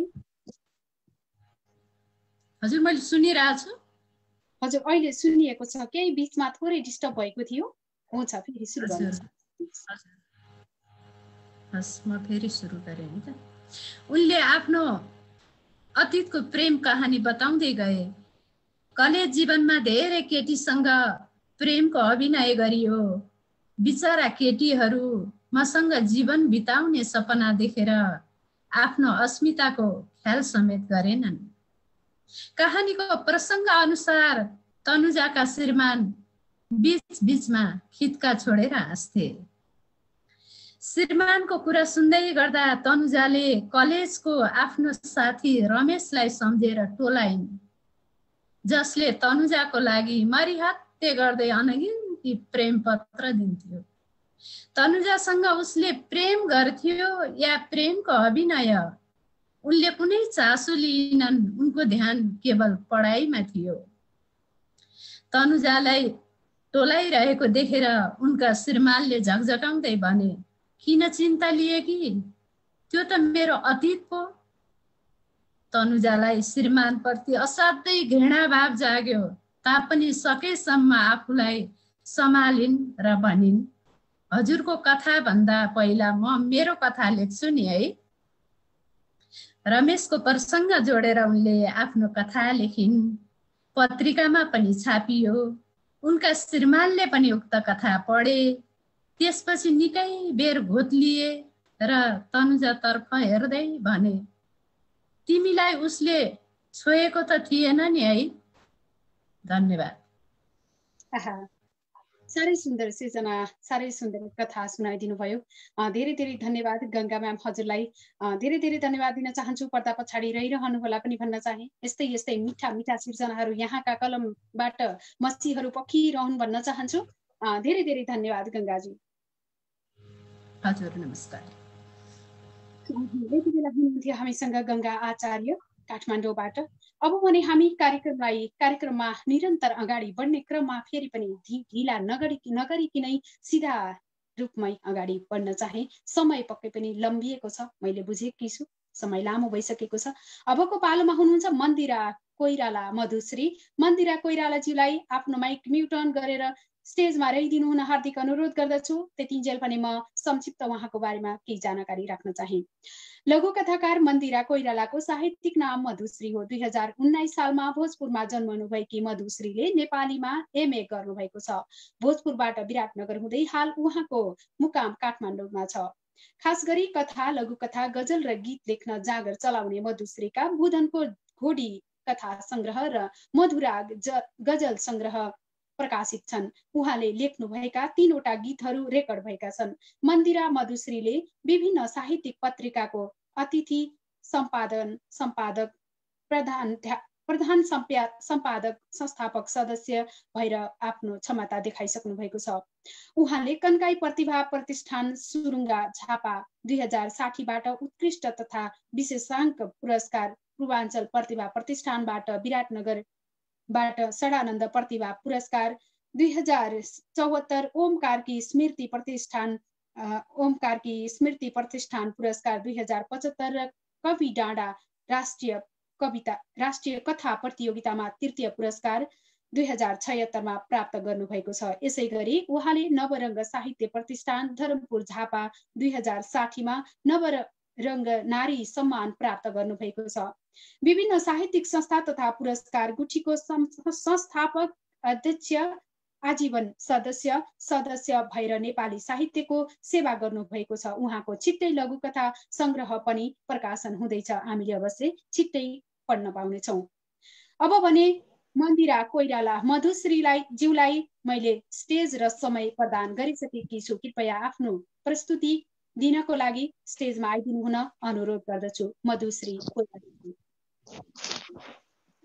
नमस्कार सम्पूर्णमा। नमस्कार।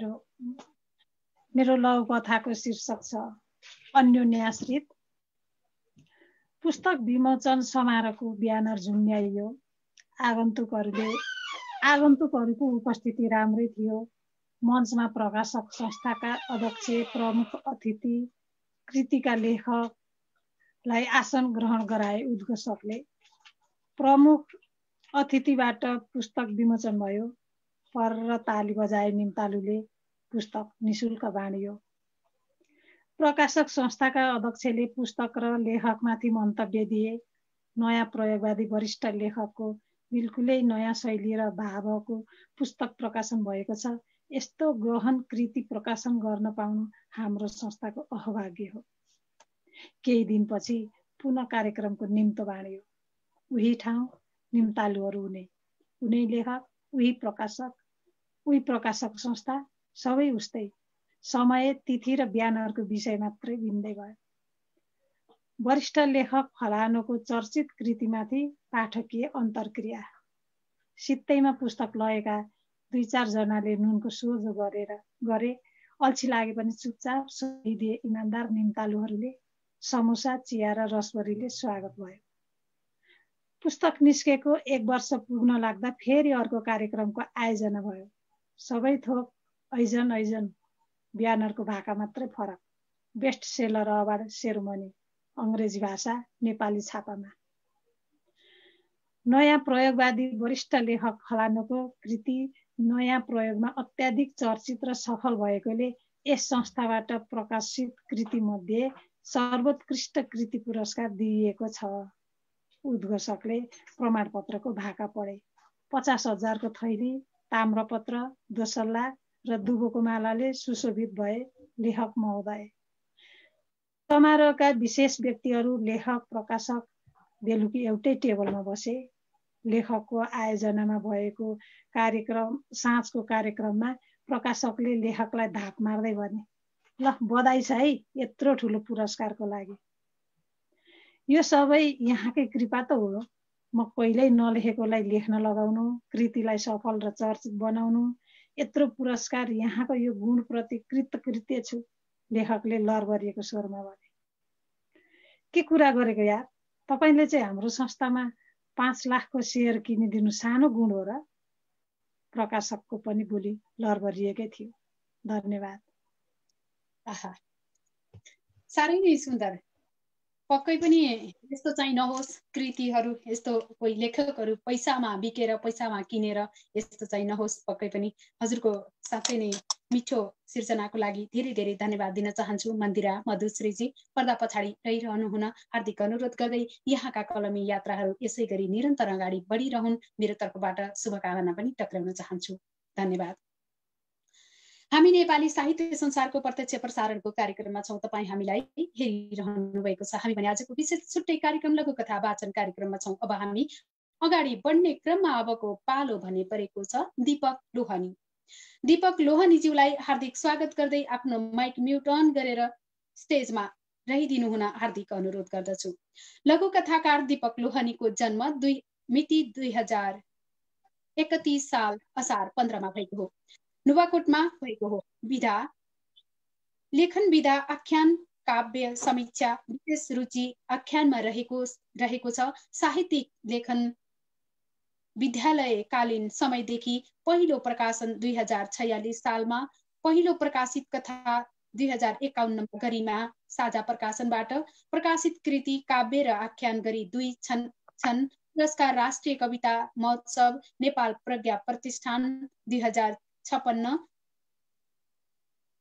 केही अन्य संलग्नता अभिव्यञ्जना साप्ताहिक साहित्यिक प्रस्तुति रेडियो अन्नपूर्ण नेपाल एकादेशमा संयोजक समकालीन नेपाली कथाको मासिक वाचन सभा अर्गानिक लाइफ संयोजक वातावरणीय जागरण अभियान कोभिड-19 अवधिमा सम्पादन कार्यमा संलग्न लघु रचना विशेषांक शिवपुरी सन्देश प्रेसमा लघुकथा सम्पादनमै। आदरणीय व्यक्तित्व दीपक लोहनीज्यूलाई आफूले आफ्नो प्रस्तुति स्टेजमा आएर आफ्नो कथा वाचन गरिदिनु हुन हार्दिक स्वागत गर्दै अनुरोध गर्दछु। हस्, धन्यवाद। यो आज चलाइरहेको नेपाली साहित्य संसारले चलाइरहेको यो लघुकथा वाचन कार्यक्रममा आज भाग लिन पाउँदाखेरि एकदमै हर्षित छु। यो अवसर जुटाइदिने आदरणीय सर खेमराज पोखरेलज्यूलाई धेरै धेरै धन्यवाद भन्न चाहन्छु। 2060 सालदेखि 2065 सालसम्म काठमाडौँमा रहेर धेरै मासिक रूपमा कथा वाचन गर्ने काम हामीले गरेका थियौँ। त्यसको संयोजन गरिरहेको थिएँ मैले। 5 वर्ष त्यो निरन्तर चलेको थियो। त्यसको त्यो कुरा चाहिँ मधुपरको कथा विशेषाङ्कले पनि त्यसलाई कभरेज गरेको थियो। आज यो गोष्ठी यो भर्चुअल संसारमा सुन्दाखेरि त्यही दिनको याद झलझलको आइरहेको मैले महसुस गरिरहेको छु। संसारभरिबाट अझ यो प्रविधिले त त्यति बेला चाहिँ हामी कोठे गोष्ठी गर्थ्यौँ भने अहिले संसारभरिबाट इच्छुक कथा प्रेमीहरूले आज वाचन गरेको कथाहरू सुनिराख्नु भएको छ। त्यसमा संसारभरिबाट सुनिराख्नु भएका सम्पूर्ण कथा प्रेमी साथीहरूलाई म काठमाडौँको मनमैजुबाट सन्ध्याकालीन अवस्थाबाट म एउटा कथा लघुकथा वाचन गर्न गइरहेको छु। मेरो कथाको शीर्षक छ दीपक र दीपकहरू। कथा यसरी सुरु हुन्छ। शोभालाई आज घरबाट चाँडै बाहिर निस्कनु थियो। शोभालाई आज घरबाट चाँडै बाहिर निस्कनु थियो। उसले बुढालाई भनी, छिट्टै खाना पकाउनु है दीपक, मेरो काम छ। शोभा झटपट कोठामा आई दराज घर्याक्क उघारी सारी, लिपस्टिक र ब्लाउज निकाली ड्रेसिङमा क्रिम, पाउडर, रोज, आइस्याडो, लिपस्टिक, टीका, नेल पोलिस, मस्कारा र पर्फ्युम किसिम किसिमका सजिएका छन्। एक कुनामा सिन्दुरको बट्टा कोल्टिएर लडिएको थियो। शोभाले ऐना हेर्दै सोह्र सिंगार अनुहारमा दली। 1.5 घण्टा त्यसै बितेछ। सारी मिलाउन थप 1 घण्टा लाग्यो। सिंगारिएर भान्जा कोठामा आई Deepak rice cooker, pressure cooker, chopping board, mixer र डाडु पन्युसँग खेलिरहेको थियो। खाना पस्क्यौं है? दीपकले सोध्यो। मलाई हतार भयो, बरु हिँडिहालौं, शोभाले भनी। पकाएको खाना त्यसै छोडियो। दीपकले हतार हतार स्कुटर निकाल्यो र शोभाको गन्तव्यसम्म पुर्याइदियो। गन्तव्यमा नारी दिवसको सभा रहेछ। कोही नारी स्टेजमा थिए, कोही नारी कार्यक्रमको ताँजो पाँजोमा थिए, बाँकी नारीहरू श्रोता बनेका थिए। शोभा साथीहरूकै हुलमा मिसी। कार्यक्रम सुरु भयो। स्पिकरले ठुल्ठुलो स्वरमा गुन्जिन थाल्यो। पुरुषहरूले हामी नारीहरूलाई दबाएर राखेका छन्। पितृसत्ता ध्वस्त पारिनु पर्छ। दीपक पछिल्लो सिटमा बसेर नारी दिवसको कार्यक्रम सुनिरहेको थियो। त्यहाँ दीपक जस्तै अन्य दीपकहरू पनि थिए। पछिल्लो सिटमा पितृसत्ता फिस्सा हाँस्यो। हस्, धन्यवाद। साह्रै सुन्दर सिर्जनाको लागि धेरै धेरै धन्यवाद दीपक लोहनीज्यू। यहाँका कलमी यात्राहरू यसरी नै अगाडि बढुन्। यहाँहरूले लेख्नुभएका र यहाँहरूले वाचन गर्नुभएका कविता माफ गर्नुहोला कथाहरूको लागि समीक्षकज्यूले बोल्नुहुनेछ। कस्ता कस्ता सिर्जनाहरू, मलाई त सबैका कथाहरू साह्रै नै मन परे। एकदमै खुसी लागेको छ, एकदमै रमाइलो लागेको छ। धेरै धेरै धन्यवाद दिन चाहन्छु। अब पनि ढिला भइसकेको छ कार्यक्रमलाई, साँच्चै नै ढिला भइसकेको छ। कार्यक्रमलाई निरन्तरता दिनुपर्छ। अबको पालोमा पनि भएको छ। गायत्री चापागाई गुरु हुनुहुन्छ। आदरणीय गुरु गायत्री चापागाई ज्यूलाई स्टेजमा आफ्नो माइक म्युट अन गरेर रहिदिनु हुन हार्दिक अनुरोध गर्दछु। लघुकथाकार गायत्री कुमार चापागाईको जन्म 2012 सालमा नेपालको भोजपुर जिल्लाको भोजपुरमा भएको हो। नेपाली विषयमा त्रिभुवन विश्वविद्यालयबाट स्नातकोत्तर MA गर्नुभएका चापागाई बहुप्रतिभाशाली हुनुहुन्छ। कथा, लघुकथा, कविता, मुक्तक, गीत, निबन्धमा धेरै कलम चलाउनु भएको छ। नेपाली साहित्य जगतमा चिर परिचित भइसक्नुभएका गायत्री कुमार चापागाई कविता संग्रहका 2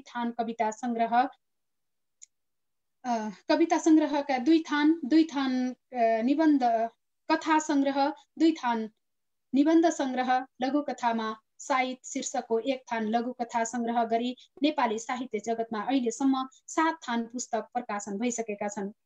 यसबाहेक समीक्षामा पनि कलम चलाउने चापागाई सङ्गम अभियानका सम्पादक पनि हुनुहुन्छ र धेरैवटा साहित्यिक संस्थाको सदस्य पनि हुनुहुन्छ।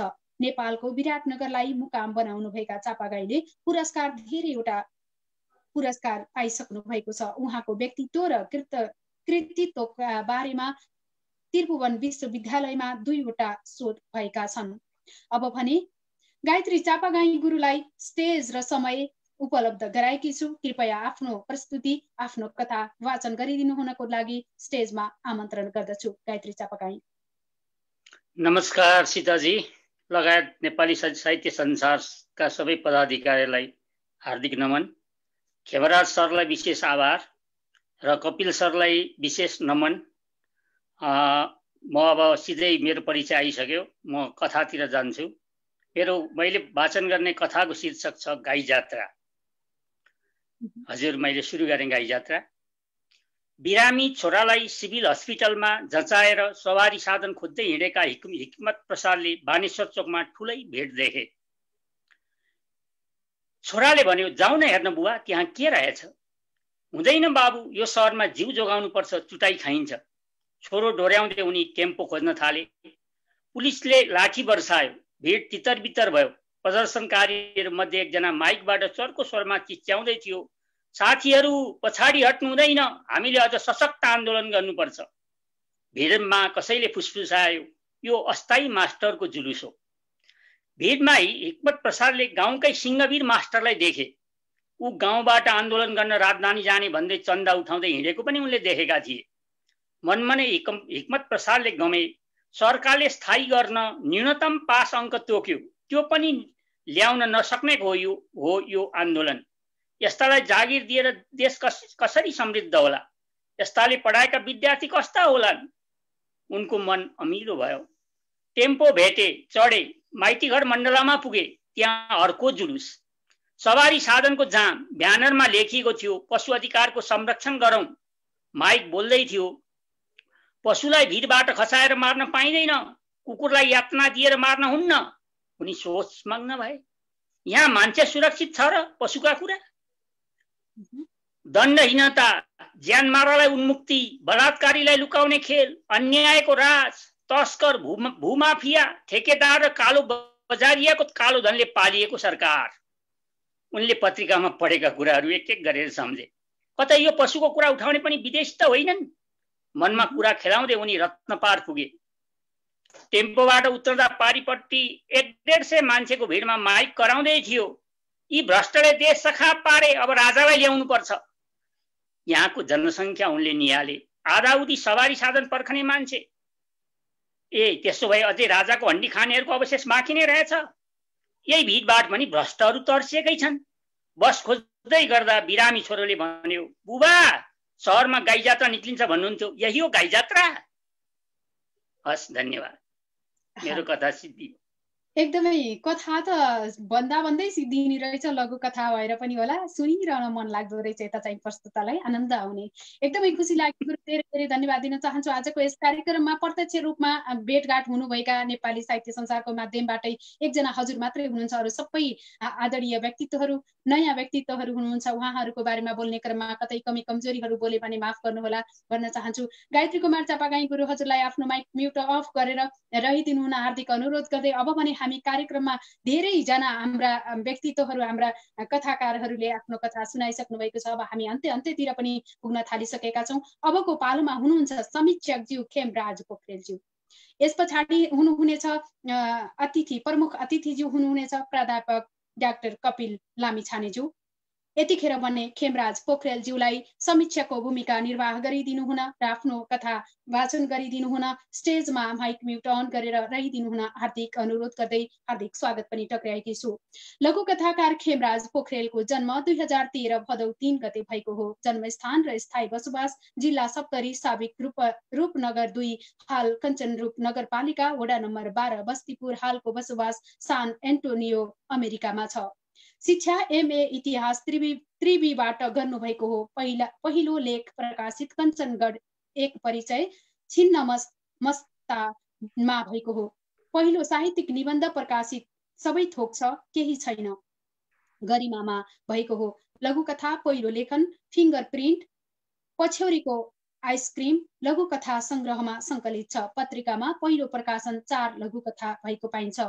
कृति सूची साहित्यका मात्र सबै थोक छ, केही छैन निबन्ध संग्रह, पछ्यौरीको आइसक्रिम लघुकथा संग्रह, दरो लौरो लघुकथा संग्रह, उनको डल्लो कथा संग्रह, सडक र बुढो सिमल कविता संग्रह, सम्पादन मोलुङ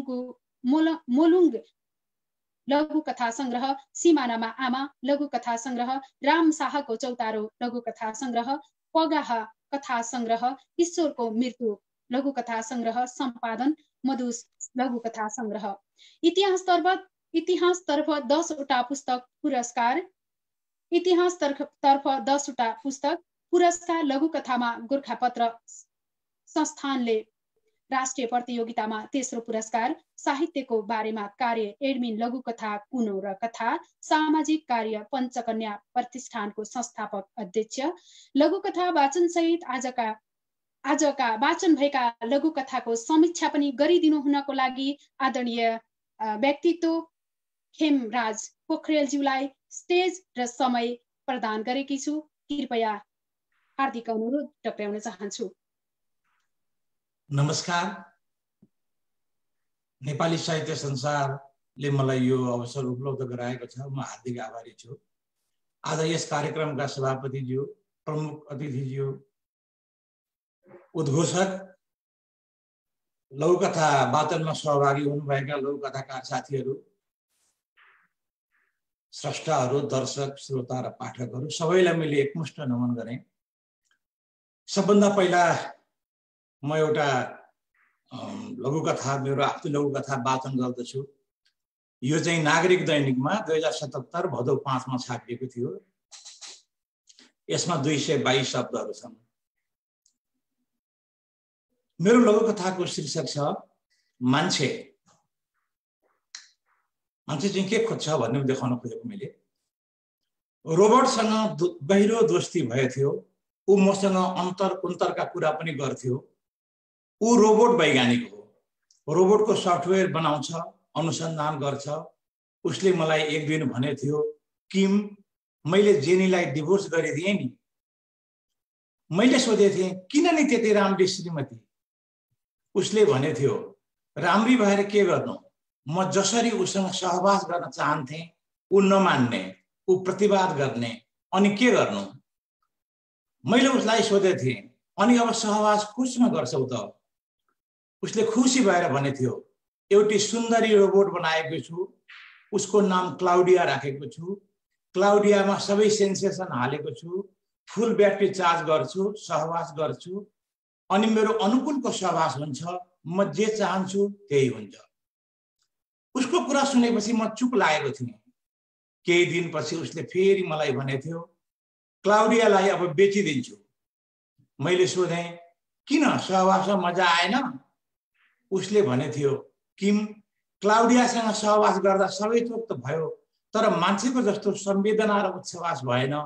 के गर्ने बेलामा के गर्छ यो मूर्ख क्लाउडिया? मैले छक्क परेर उसलाई हेरिरहेँ। उसले सोध्यो, किम, के हेरेको त्यसरी? मैले उसलाई उत्तर दिएछु, तिमी मान्छे, रोबोट जस्तो मान्छे खोज्छौ कि मान्छे जस्तो रोबोट? धन्यवाद। अब म लघुकथाको छोटकरीमा पहिले रूपेन्द्र प्रभावी, यदि उहाँ अब मै हुनुहुन्छ भने उहाँले आफ्नो लघुकथा यसो हेर्नु। यो काम अलि अब्जसिलो काम हो। मैले अब्जसिलो कामको सुरुवात गरेको छु। मलाई अब कतै केही भयो भने अब यस्तै हो जिन्दगी। अब समीक्षक भएपछि केही न केही त भन्न परिहाल्यो भनेर भन्दैछु है। मैले रूपेन्द्र प्रभावीलाई भेटेको छैन, तर उहाँको लघुकथाहरू मैले धेरै पढेको छु। उहाँले यो वाचन गर्नुभएको जुन लघुकथा छ, जागिर खाने के घुस भन्ने लघुकथा, एकदम छोटो छ, जसमा 155 शब्द मात्रै छन्। चुस्त छ, छोटो छ, राम्रो छ। छोटो र राम्रो कथा, लघुकथा लेख्नु भएकोले बधाई। उहाँले घुस प्रथामाथि प्रहार गर्न खोज्नु भएको छ। लघुकथाको उठान एकदम सही तरिकाले भएको छ। उत्कर्षमा कथानक पुगेको छ, राम्रो छ। यो लघुकथाको ज्यादै राम्रो पक्ष भनेको यो लघुकथाको उत्कर्ष हो। उत्कर्ष चाहिँ निकै राम्रो भएको छ। समापनमा पनि प्रतिध्वन्यात्मकता, इको साउन्ड भनिन्छ, त्यो दिन खोजिएको छ।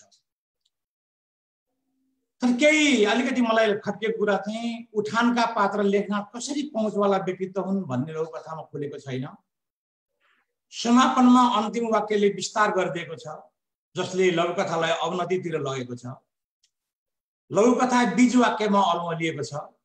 गोपीनाथजी, तपाईँ घुस खान चाहनुहुन्छ कि जागिर भन्ने वाक्य बीज वाक्य हो वा अन्तिमको माफ गर्नुहोला भन्ने वाक्य बीज वाक्य हो भन्ने दुविधा छ बुनोटमा। सरदरमा समग्रमा लघुकथा राम्रो छ। अब म आचार्य प्रभाकोमा गएँ। आचार्य प्रभालाई पनि मैले भेटेको छैन। उहाँको यो वाचन गरिएको लघुकथा एकल वृद्धको पीडा 300 शब्द छन्। कथाको उठान एकदम सुन्दर छ। संवादले लघुकथालाई एकदम मिठो बनाएको छ। आख्यानमा संवादको प्रस्तुतिले सुनमा सुगन्ध थप्छ भन्ने कुरा प्रमाणित भएको छ। कथानकले मूलत 3वटा सन्देश दिन खोजेको छ। एउटा, व्यवहारमा छोरी र बुहारी एकै होइनन् भन्ने सन्देश दिएको छ। दोस्रो, विदुर ससुराको अप्ठ्यारो भाव कसरी बुहारीले हेरोस्, बुहारीको पीडा व्यक्त भएको छ। तेस्रो, श्रीमती मरेका वृद्धको स्वास्नी सम्झिँदै गरेको वियोग पीडा यानी कि एकल वृद्धको पीडा यसले व्यक्त गरेको छ। सासू बुहारी ससुरा बुहारीका राम्रा र नराम्रा विषयमा धेरै लघुकथाहरू लेखेका छन्। तर यो लघुकथाले समस्यालाई नयाँ तरिकाले उठान गरेको छ। एकल ससुरा स्याहार गर्न पर्दाको बुहारीका अप्ठ्यारालाई मजाले अभिव्यक्त गरिएको छ। यो कुरा नै यो लघुकथाको सुगन्ध हो, विषयवस्तुको सुगन्धता भनेको मैले यसमा। अब सामान्यतया लघुकथामा एउटा मात्र सन्देश हुन्छ भनिन्छ, एकदम छोटो आयाममा हुन्छ, एउटा मात्रै सन्देश दिन खोजिन्छ सामान्यतया लघुकथामा। तर यहाँ 3वटा सन्देश छ, बहु सन्देश छ। लघुकथामा बीज वाक्यमा यो लघुकथा पनि अल्मलिएको छ। के मैले बुवाको अपरेसन गरेको ठाउँमा हेर्नु त भन्ने वाक्यलाई बीज वाक्य बनाएर लघुकथा सकेको भए पनि हुन्थ्यो। तर लघुकथाकार अगाडि बढिरहेर अर्को बीज वाक्य बनाइएको छ। लक्ष्मी बरु म अघि गएको भए तिमीले त यस्तो वचन सुन्नु नपर्ने रहेछ नि। एउटा वाक्य छ लघुकथामा जसले भएको कथानकको कौतूहलता पहिले नै समाप्त गरिदिएको छ।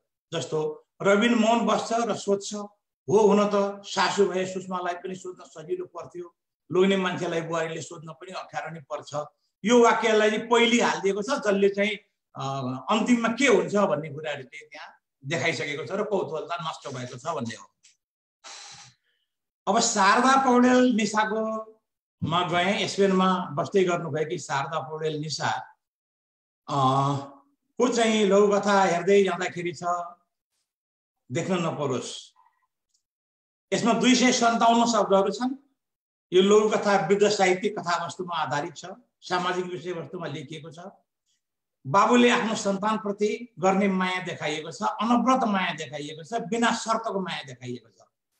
यो लघुकथामा उठान र उत्कर्ष राम्रो छ। छोटा वाक्य भएकोले बोधीय छ, बुझिन्छ, मार्मिक विषयवस्तु छ। यो यसको राम्रो पक्ष हो। अब निशा चाहिँ धेरै मेरो लामो कुरा भएको छ निशासँग। यथार्थवादी र आदर्शवादी धारमा साहित्य सृजना गर्ने साहित्यकार हुन्। उनले गरेका साहित्यिक रचनाहरू यथार्थवादी र आदर्शवादी धारमा गएर टुङ्गिन्छन्। त्यसकारण उहाँको यो लघुकथाका कथावस्तु आम छ भनेको यो सामान्य घट्ने विषयवस्तु छ। यथार्थवाद र आदर्शवादमा अन्त्य भएको छ।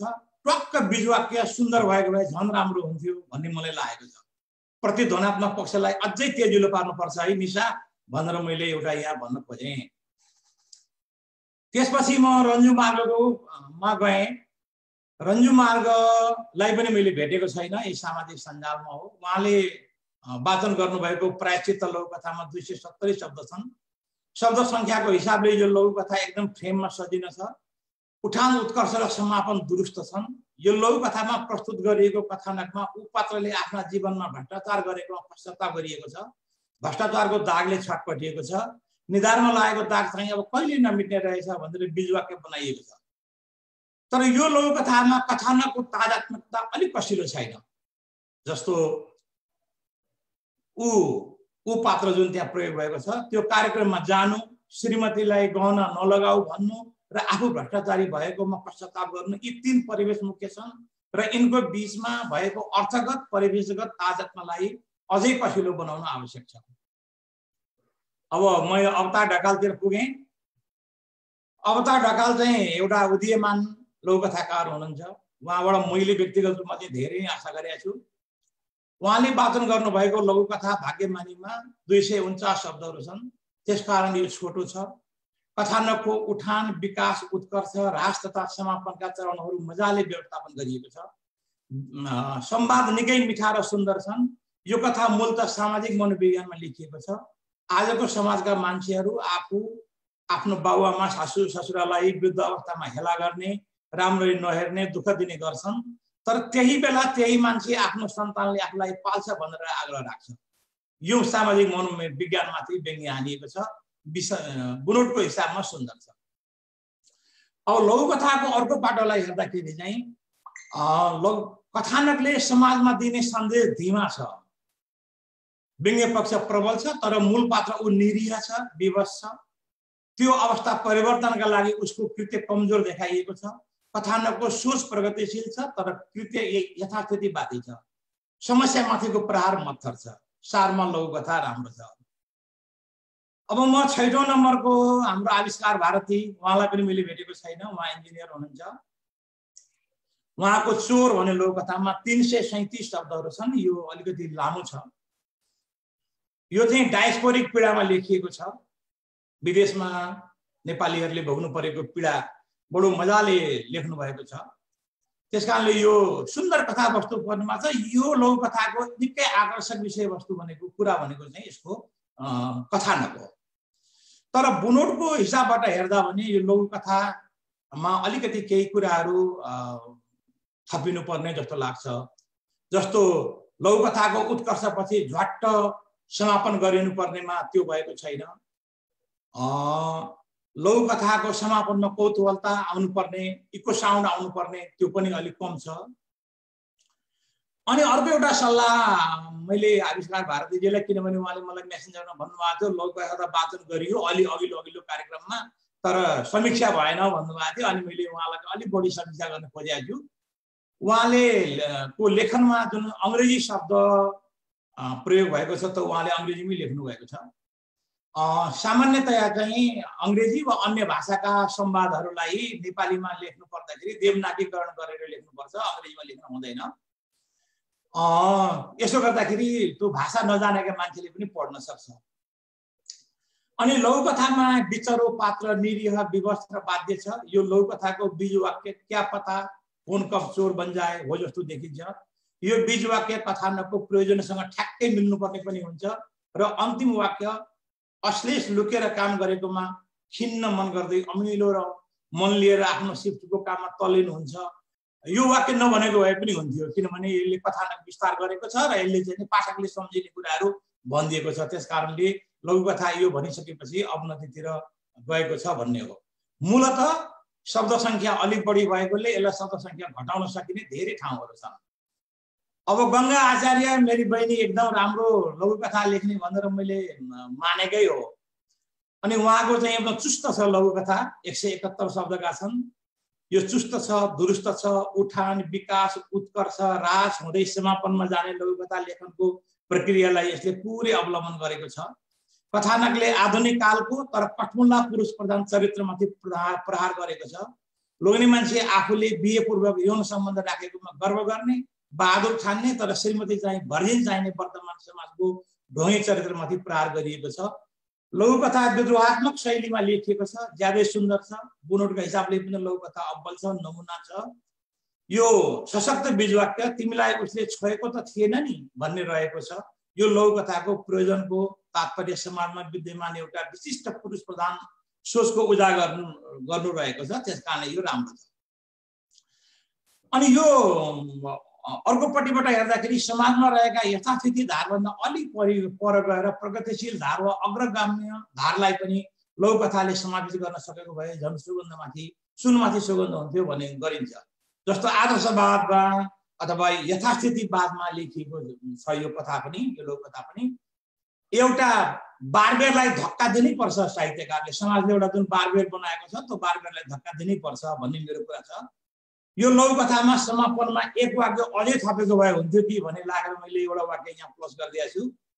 तिमीले अरूसँग रात बिताए झैँ मैले पनि रमेशसँग रात बिताएकी थिएँ नि, तर त्यसले के फरक पर्छ र यो तिम्रो जस्तै मेरो पनि विगत थियो नि भनेर हालिदिएको भएदेखि अलिक कडा व्यङ्ग्य हुन्थ्यो कि अलिक अग्रगामी दृष्टिकोण आउँथ्यो कि भन्ने मलाई लागेको हो।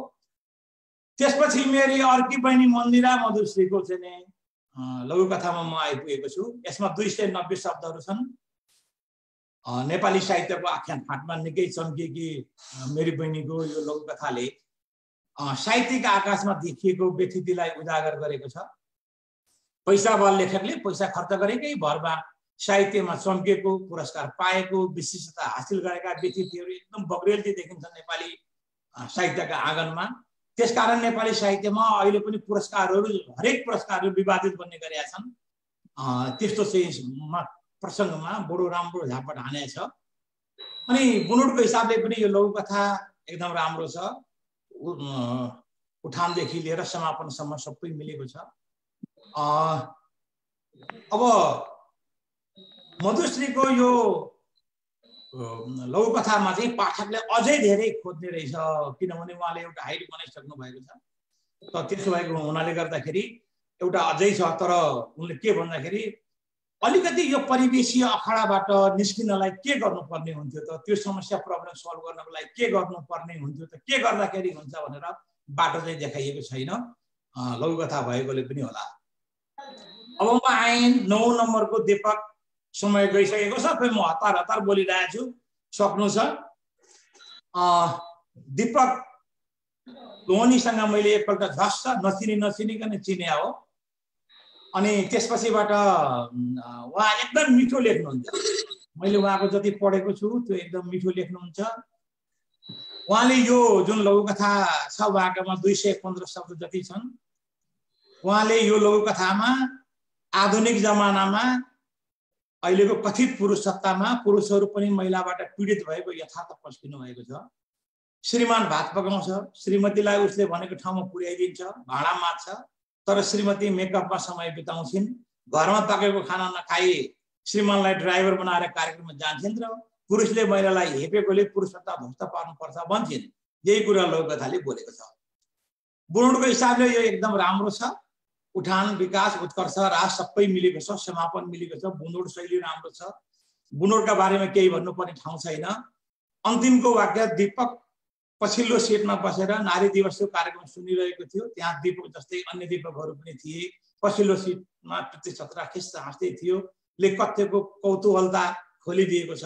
यो वाक्य नहुँदा पनि हुन्थ्यो भन्ने हो। अब यो कथा बुझ्नको लागि मैले दुईटा कारण, किन यस्तो कथा आयो भन्दाखेरि एउटा दुईटा कारण मैले यसको लागि भनेको छु। एउटा, वर्तमान अवस्थाबाट पितृसत्ताको एकाधिकार खोसिँदै गएको अवस्थामा परम्परावादी, आदर्शवादी तथा यथास्थितिवादी समाजका पुरुषहरूमा आफू ठगिएको, हेपिएको वा पीडित भएको महसुस गरेको अवस्था हुन सक्छ।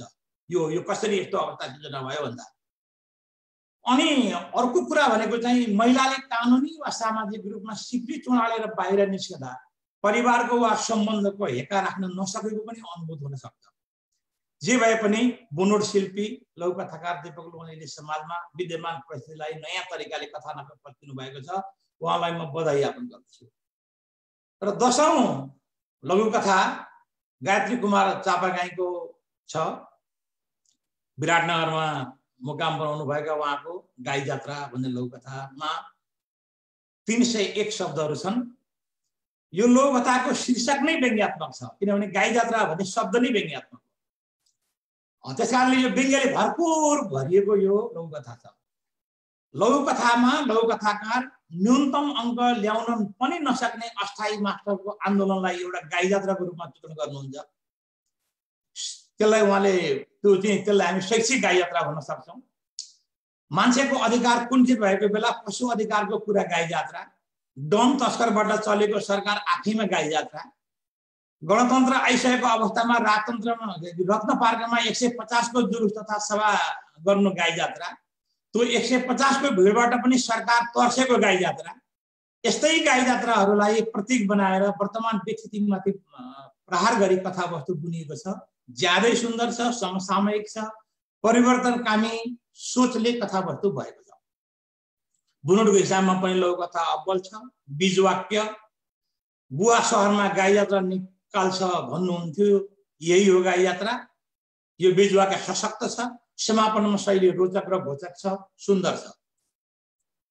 मलाई एक ठाउँमा यो लघुकथा पढ्दै जाँदाखेरि अब केही त भन्नै पर्यो समीक्षक भनिदिएपछि त्यसो भएर यसो मैले हेरेको यो चाहिँ के भने जस्तो गाई जात्राको प्रसङ्गमा आएको छ भने माथि कुनै एका ठाउँमा बाउले छोरालाई म तँलाई गाई अगाडि देखाउँछु भनेर एक लाइन कतै पारिदिएको भएदेखि यो कथा अझै राम्रो हुन्थ्यो कि भन्ने मलाई लागेको छ। सुन्दर लघुकथा पस्किनु भएकोमा हार्दिक बधाई छ हाम्रो गायत्री सरलाई र अझ धेरै राम्रो राम्रो लेखनको शुभकामना। मैले आफ्नो कुरा सकेँ, तलमाथि भएको भए माफ पाऊँ। धन्यवाद।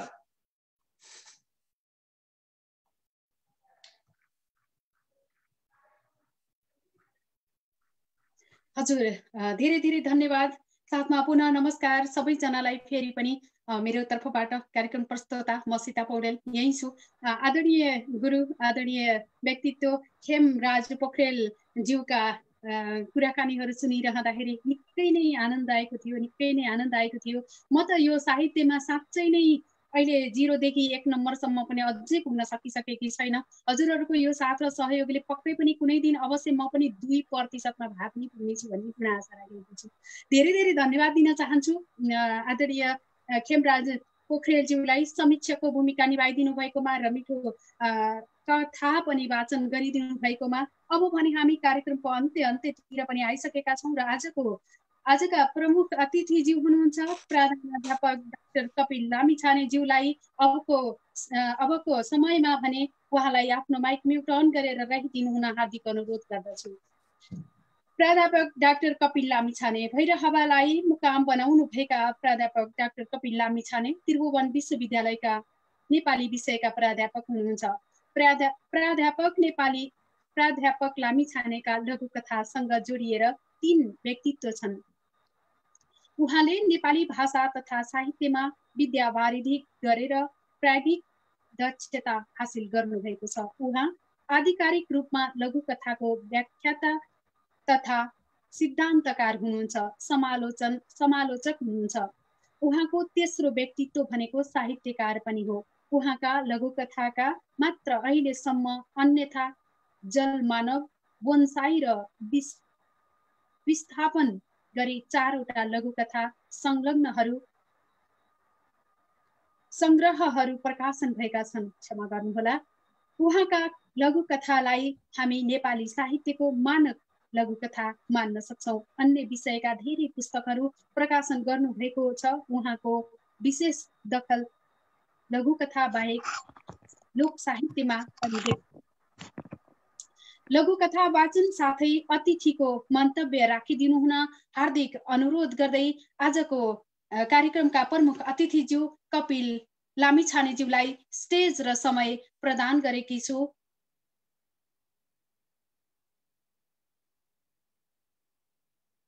माइक म्युट अन गरिदिनु होला, गरेर आइदिनु होला। यहाँ पक्कै पनि हुनुहुन्छ क्यारे यही?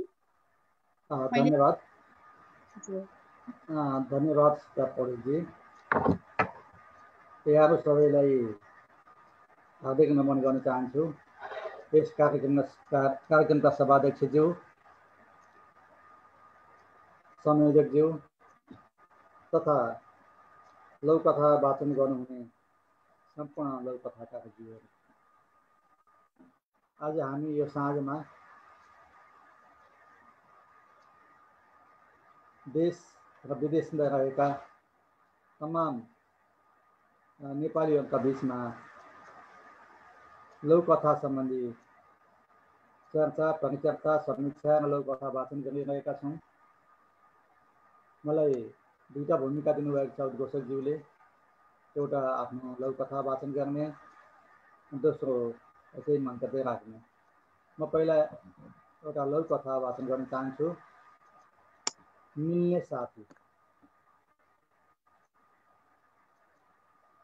आज धेरै दिनपछि चिया पसलमा उनीहरूले सँगै चिया खाए। जिमले भन्यो, आज म तिर्छु यार भन्ने बित्तिकै उसले चियाको पैसा तिरिहाल्यो। उसले केही भन्न गर्न नै पाएन। उनीहरू चिया पसलबाट निक्ले। जिमले भन्यो, त मेरो साह्रै मिल्ने साथी होस्, एकछिन पल्लो खोल्सातिर घुम्न जाउँ न। केही वर्षमा दुःख सुखका कुरा गरौँला, उसले नै नास्ति गर्न सकेन। एउटा ठुलो हलक्क बढेको रुख देखाउँदै जिमले एक्कासी भन्यो, त धेरै कुराहरू गर्न त सक्छस्, तर जाब एउटा रुख चढ्न भन्नु सक्दैनस्। कसले भन्छ? म भन्दैछु, सक्ने भए चढेर देखा न। उसले रुखको फेददेखि टुप्पासम्म निहाल्यो, अखेटामा हाँगामा टेक्दै र सुनाउँदै रुखमा चढ्यो। उसले भन्यो, देखिस्? देखेँ, सिपालु अछस्, अलि माथि पुग्न त हेर्नु। ऊ अझ माथि, झन्झन माथि पुग्यो, टाढा टाढासम्म देखेर रमायो। माथिबाट उसले भन्यो, त माथि यत्रो पो देखिन्छस् त हौ, अझ माथि टुप्पैमा पुग्न सक्दो त रहेछस् नि, म अझै सानो देखिन्छु कि? ऊ हौसियो, झनै माथि पुग्यो, हाँगाले धान्नै नसक्ने गरी माथि टुप्पामा पुग्यो। उसले टु त स्वरमा करायो, उही त यत्रीको, म त स्वर्गै पुगे झैँ पो भयो, कति मजा हुँदैछ, त नि आन। इस आम्ला, जिमले भन्यो। अनि उसले पहिले लुकाएको लाग्ने बन्चोमा निकाल्यो र रुखको फेद काट्न थाल्यो। ओइ के गरेको? गुहार गुहार, रुखको टुप्पाबाट जोड जोडले कराउन थाल्यो। यता जिमले रुखको फेदमा बन्चेमा चलाइरह्यो। ए के गरेको? ऊ रुखको टुप्पाबाट क्रमशः तल झर्दै करायो। कुनै बेला जाँड काट्न पाइन्थ्यो, अहिले मुख काट्न नपाइने। उसले असिन पसिन हुँदै रुखको फेदमा बन्चरो चलाइरह्यो।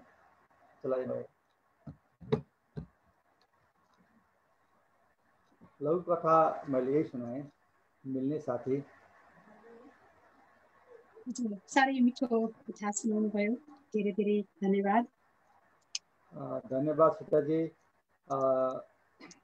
नेपाली साहित्य संसारले आज यो कार्यक्रम गर्यो। मलाई सुरुदेखि अन्तिमसम्म सबैका लघुकथा ध्यान दिएर सुन्ने अवसर पनि प्रदान गर्यो।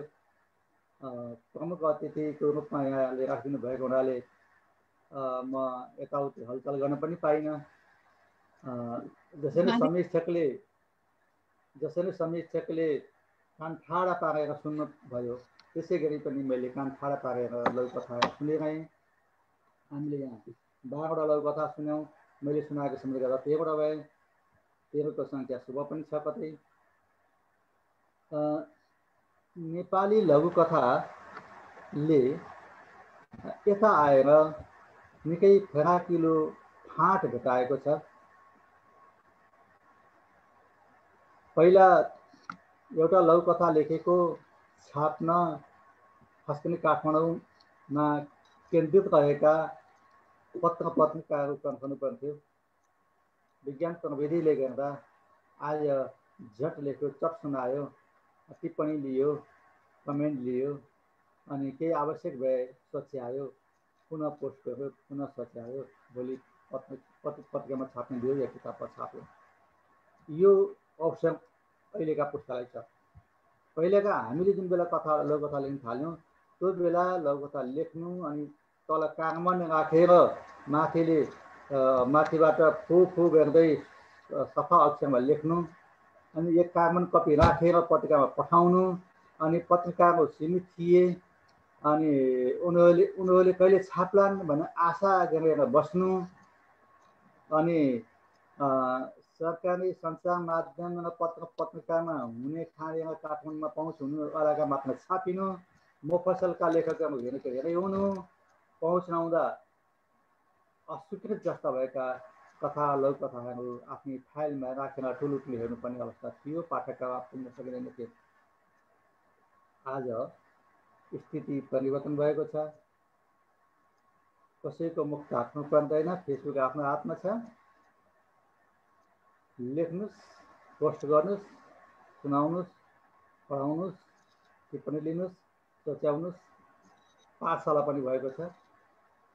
कतिपय साथीहरूले लघुकथा पाठशाला फेसबुक सामाजिक सञ्जाल पनि तयार पार्नुभएको छ। लघुकथा कुनो छ, अरू साहित्यिक सञ्जालहरू छन्।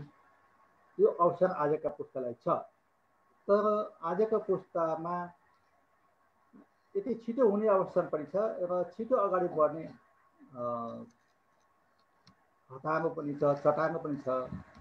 कहिलेकाहीँ हतपतको काम लतपत हुनसक्छ, कतिलाई तातै खाउँ जल्दै मर्नु छ।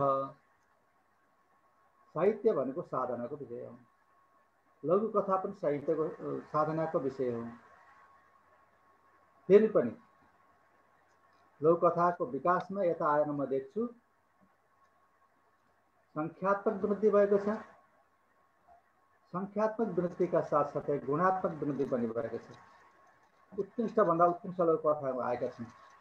आजै हामीले सुन्यौँ, आजै हामीले सुनेका लघु कथाहरू नयाँ पुस्तकका पनि छन्, स्थापित पुराना पुस्तकका पनि छन्। र नयाँ पुस्तकका लघु कथा पुराना पुस्तकका भन्दा कमजोर छैन, हुनु पनि हुँदैन। पुरानो पुस्तकका भन्दा नयाँ पुस्तकका लघु कथाहरू अझ जोरदार भएर आउनुपर्छ, अनि बल्ल त्यो गति पाउँछ, अनि बल्ल त्यसले विकास भएको हामी गर्न सक्छौँ। अब कतिलाई के लागेको छ भन्दाखेरि छोटो हुँदैमा लघु कथा भइहाल्छ भन्ने लागेको छ। लघु कथाको स्थूल मापदण्ड, मोटामोटी मापदण्ड मात्र त्यसको आयाम छोटो वा लघु हुनु हो। थोरै शब्दमा अथवा 250 शब्दमा हुनु भनेको यो अस्थिपञ्जर हो। यो मोटामोटी आधार मात्रै हो, सम्पूर्ण आधार होइन। हामीले सुनेका छौँ 6 शब्दका पनि लघु कथा छन्। मैले 5 शब्दको पनि लघु कथा लेखेको छु। 5 शब्दको संसारको सबभन्दा छोटो लघु कथा होला। र हामीले एउटा सामान्य समझदारी बनाएको 250 भन्ने हो। र शब्दले मात्र मापन गर्न लघु कथा सकिँदैन, साहित्यले सकिँदैन। छोटो हुनु भनेको के हो भने जीवन जगतको कुनै खास एक क्षणको कुनै मार्मिक घटना, प्रसङ्ग वा सन्दर्भलाई आख्यानको रूप दिनु नै हो। यसो गर्न सक्यो भने मात्रै हाम्रो लघु कथा हुन्छ।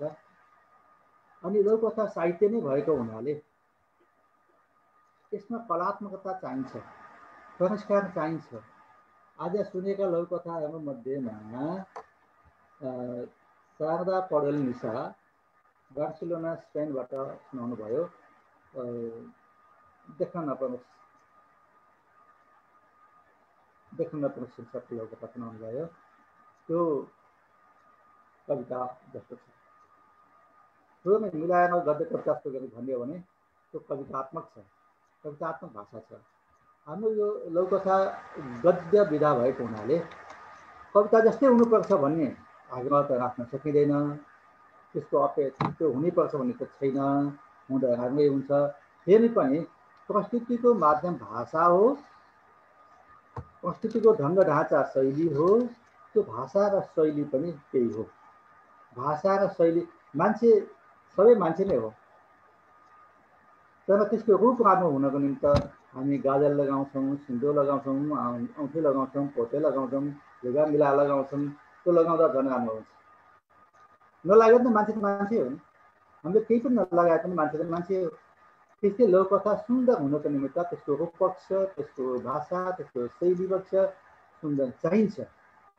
तर खास लघु कथा भनेको कुनै पनि आवरण नभए पनि त्यसको जीवन जगतको छोटो चित्रण हो, मलाई यस्तो लाग्छ। र यही नजरले मैले लघु कथा हेरेको छु। अघि मैले च्याट बक्समा यहाँ सबैसित आह्वान गरेको छु कि म उत्कृष्ट नेपाली लघु कथाको खोजीमा छु। कमसेकम एकजना लेखकको एउटा लघु कथा मैले खोजी छान्न खोजेको छु र त्यसलाई आफूले जाने बुझेसम्म समीक्षा समालोचना गरेको छु। यस्ता 150वटा लघु कथा मैले जुटाइसकेपछि एउटा किताबको आकार रूप दिने पनि मैले कोसिस भविष्यको योजना छ। अहिलेसम्म मैले लगभग 40वटा लघु कथा छानिसकेको छु र सामाजिक सञ्जालहरूमा पोस्ट गर्न सकेको छु। र यहाँबाट पनि आफ्ना लघु कथा छन् भने सम्भव भएसम्म नेपालमा हुनुहुने साथीहरूले एक्सएल सैनरिज इत्यादिबाट पाउन सक्नुहुन्छ। विदेशबाट आउनुहुने साथीहरूले त्यसको PDF कपी डिजिटल कपी मेरो मेलमा पठाउन सक्नुहुन्छ। म त्यसलाई समय मिलाएर ढिलो चाँडो समीक्षा गर्छु। यहाँ उपस्थित हुनुभएका कतिपयको केही साथीहरूको मैले एकाधवटा लौकथाको समीक्षा पनि गरेको छु। उहाँले सराहना गर्नुभएको छ, उहाँहरूले सराउनु भएको, उहाँले ठिक गर्नुभयो, बहुत राम्रो गर्नुभयो भनेकै हुनाले म त्यो बाटोमा लागिरहेको छु। ध्यानसँग पनि पुनः आग्रह गर्न चाहन्छु र हामीले धेरै समय लियौँ, धेरै समय नलिकन अब अन्तमा मलाई यो अन्तिमसम्म प्रत्येक 2 शब्द राख्ने मौका दिनुभयो। त्यसको लागि नेपाली साहित्य संसार परिवार तथा मसँग प्रत्यक्ष संवाद गर्नुहुने श्रीमान पुग्नेजीलाई धन्यवाद दिँदै आफ्नो 2 शब्द सुनाउँछु। धन्यवाद, नमस्कार। हजुर, धेरै धेरै धन्यवाद। आजका प्रमुख अतिथि डाक्टर कपिल लामिछानेज्यूलाई धेरै धेरै धन्यवाद दिन चाहन्छु। मिठो सल्लाह सुझाव र कथा कस्तो हुनुपर्छ भन्ने कुरामा पनि यहाँले केही प्रश्न पारिदिनु भएको छ। लेखकहरूलाई केही जानकारी अवश्य पनि मिलेको छ भन्न चाहन्छु। र आज हामीले यतिन्जेल यो कार्यक्रम सञ्चालन गरेर रहिरहँदा उपस्थित रहनुभएका सम्पूर्ण अतिथिज्यूहरूलाई पनि एकदमै शान्त र धैर्यताका साथ रहिदिनु भएकोमा धेरै धेरै धन्यवाद र हामीलाई हेरेर सुनेर साथ दिनु सबैलाई धेरै धेरै धन्यवाद। र अबको अन्त्यमा आजको कार्यक्रमका सभापतिज्यूलाई कार्यक्रम समापन गरिदिनु हुन हार्दिक अनुरोध पनि गर्दछु। आजको यस कार्यक्रमकी सभापतिज्यू यमुना नेउपानेज्यूलाई मैले आजको कार्यक्रम समापन गरिदिनु हुन हार्दिक अनुरोध गर्दछु।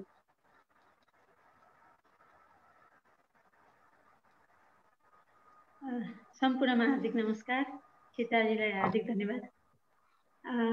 म यमुना नेउपाने, नेपाली साहित्य संसारको कार्य समिति सदस्य। नेपाली साहित्य संसार एउटा अन्तर्राष्ट्रिय साहित्य सञ्जाल हो। यसले नियमित रूपमा तपाईँको सिर्जना मेरो आवाज कार्यक्रम सञ्चालन गर्दै आइरहेको छ।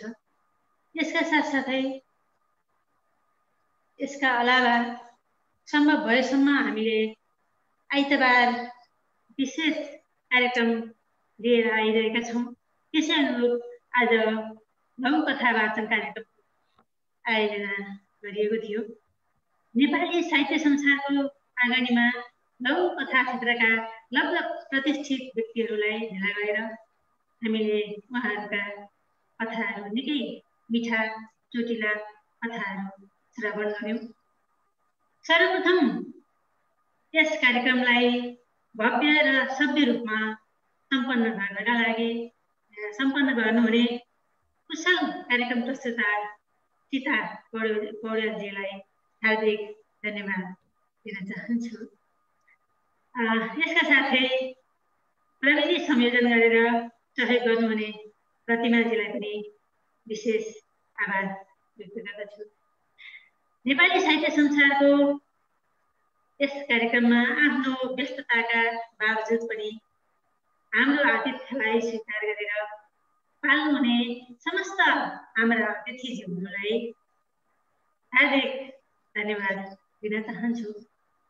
यस लघुकथा विशेष कार्यक्रममा प्रस्तुत कथाहरू सुनेर त्यसको गहिरो समीक्षाको जिम्मेवारी लिएर गहिरो समीक्षा गर्नुहुने आदरणीय कथाकार हेमराज पोखरेल सरलाई हार्दिक कृतज्ञता ज्ञापन गर्न चाहन्छु। यसका साथसाथै यस कार्यक्रमका प्रमुख अतिथिज्यू प्राध्यापक डाक्टर कपिल लामिछानेज्यू प्रति पनि यो समयका लागि हार्दिक आभार प्रकट गर्छु। उहाँले लघुकथाका सैद्धान्तिक कुराहरूबारे थुप्रै कुराहरू बताउनुभयो। चोटिलो लघुकथा पनि हामीलाई सुनाउनुभयो। यहाँहरू सम्पूर्णलाई हार्दिक धन्यवाद। नेपाली साहित्य संसारको यस कार्यक्रमलाई प्रत्यक्ष तथा अप्रत्यक्ष रूपमा हेरेर सुनेर साथ दिनुहुने तमाम श्रोता दर्शक महानुभावहरूलाई पनि हार्दिक धन्यवाद दिन चाहन्छु। अन्त्यमा यस कार्यक्रमलाई सभ्य र भव्य रूपमा सम्पन्न गर्नुहुने सम्पूर्ण महानुभावहरूलाई हार्दिक धन्यवाद दिँदै आगामी दिनमा पनि यहाँहरूको यस्तै माया रहनेछ। हामी एक आपसमा यसरी नै फेरि पनि जोडिनेछौँ। फेरि पनि कार्यक्रममा यहाँहरूको सहभागिताको अपेक्षा राख्दै यो कार्यक्रम विघटन भएको जानकारी गराउन चाहन्छु। समाप्त भएको।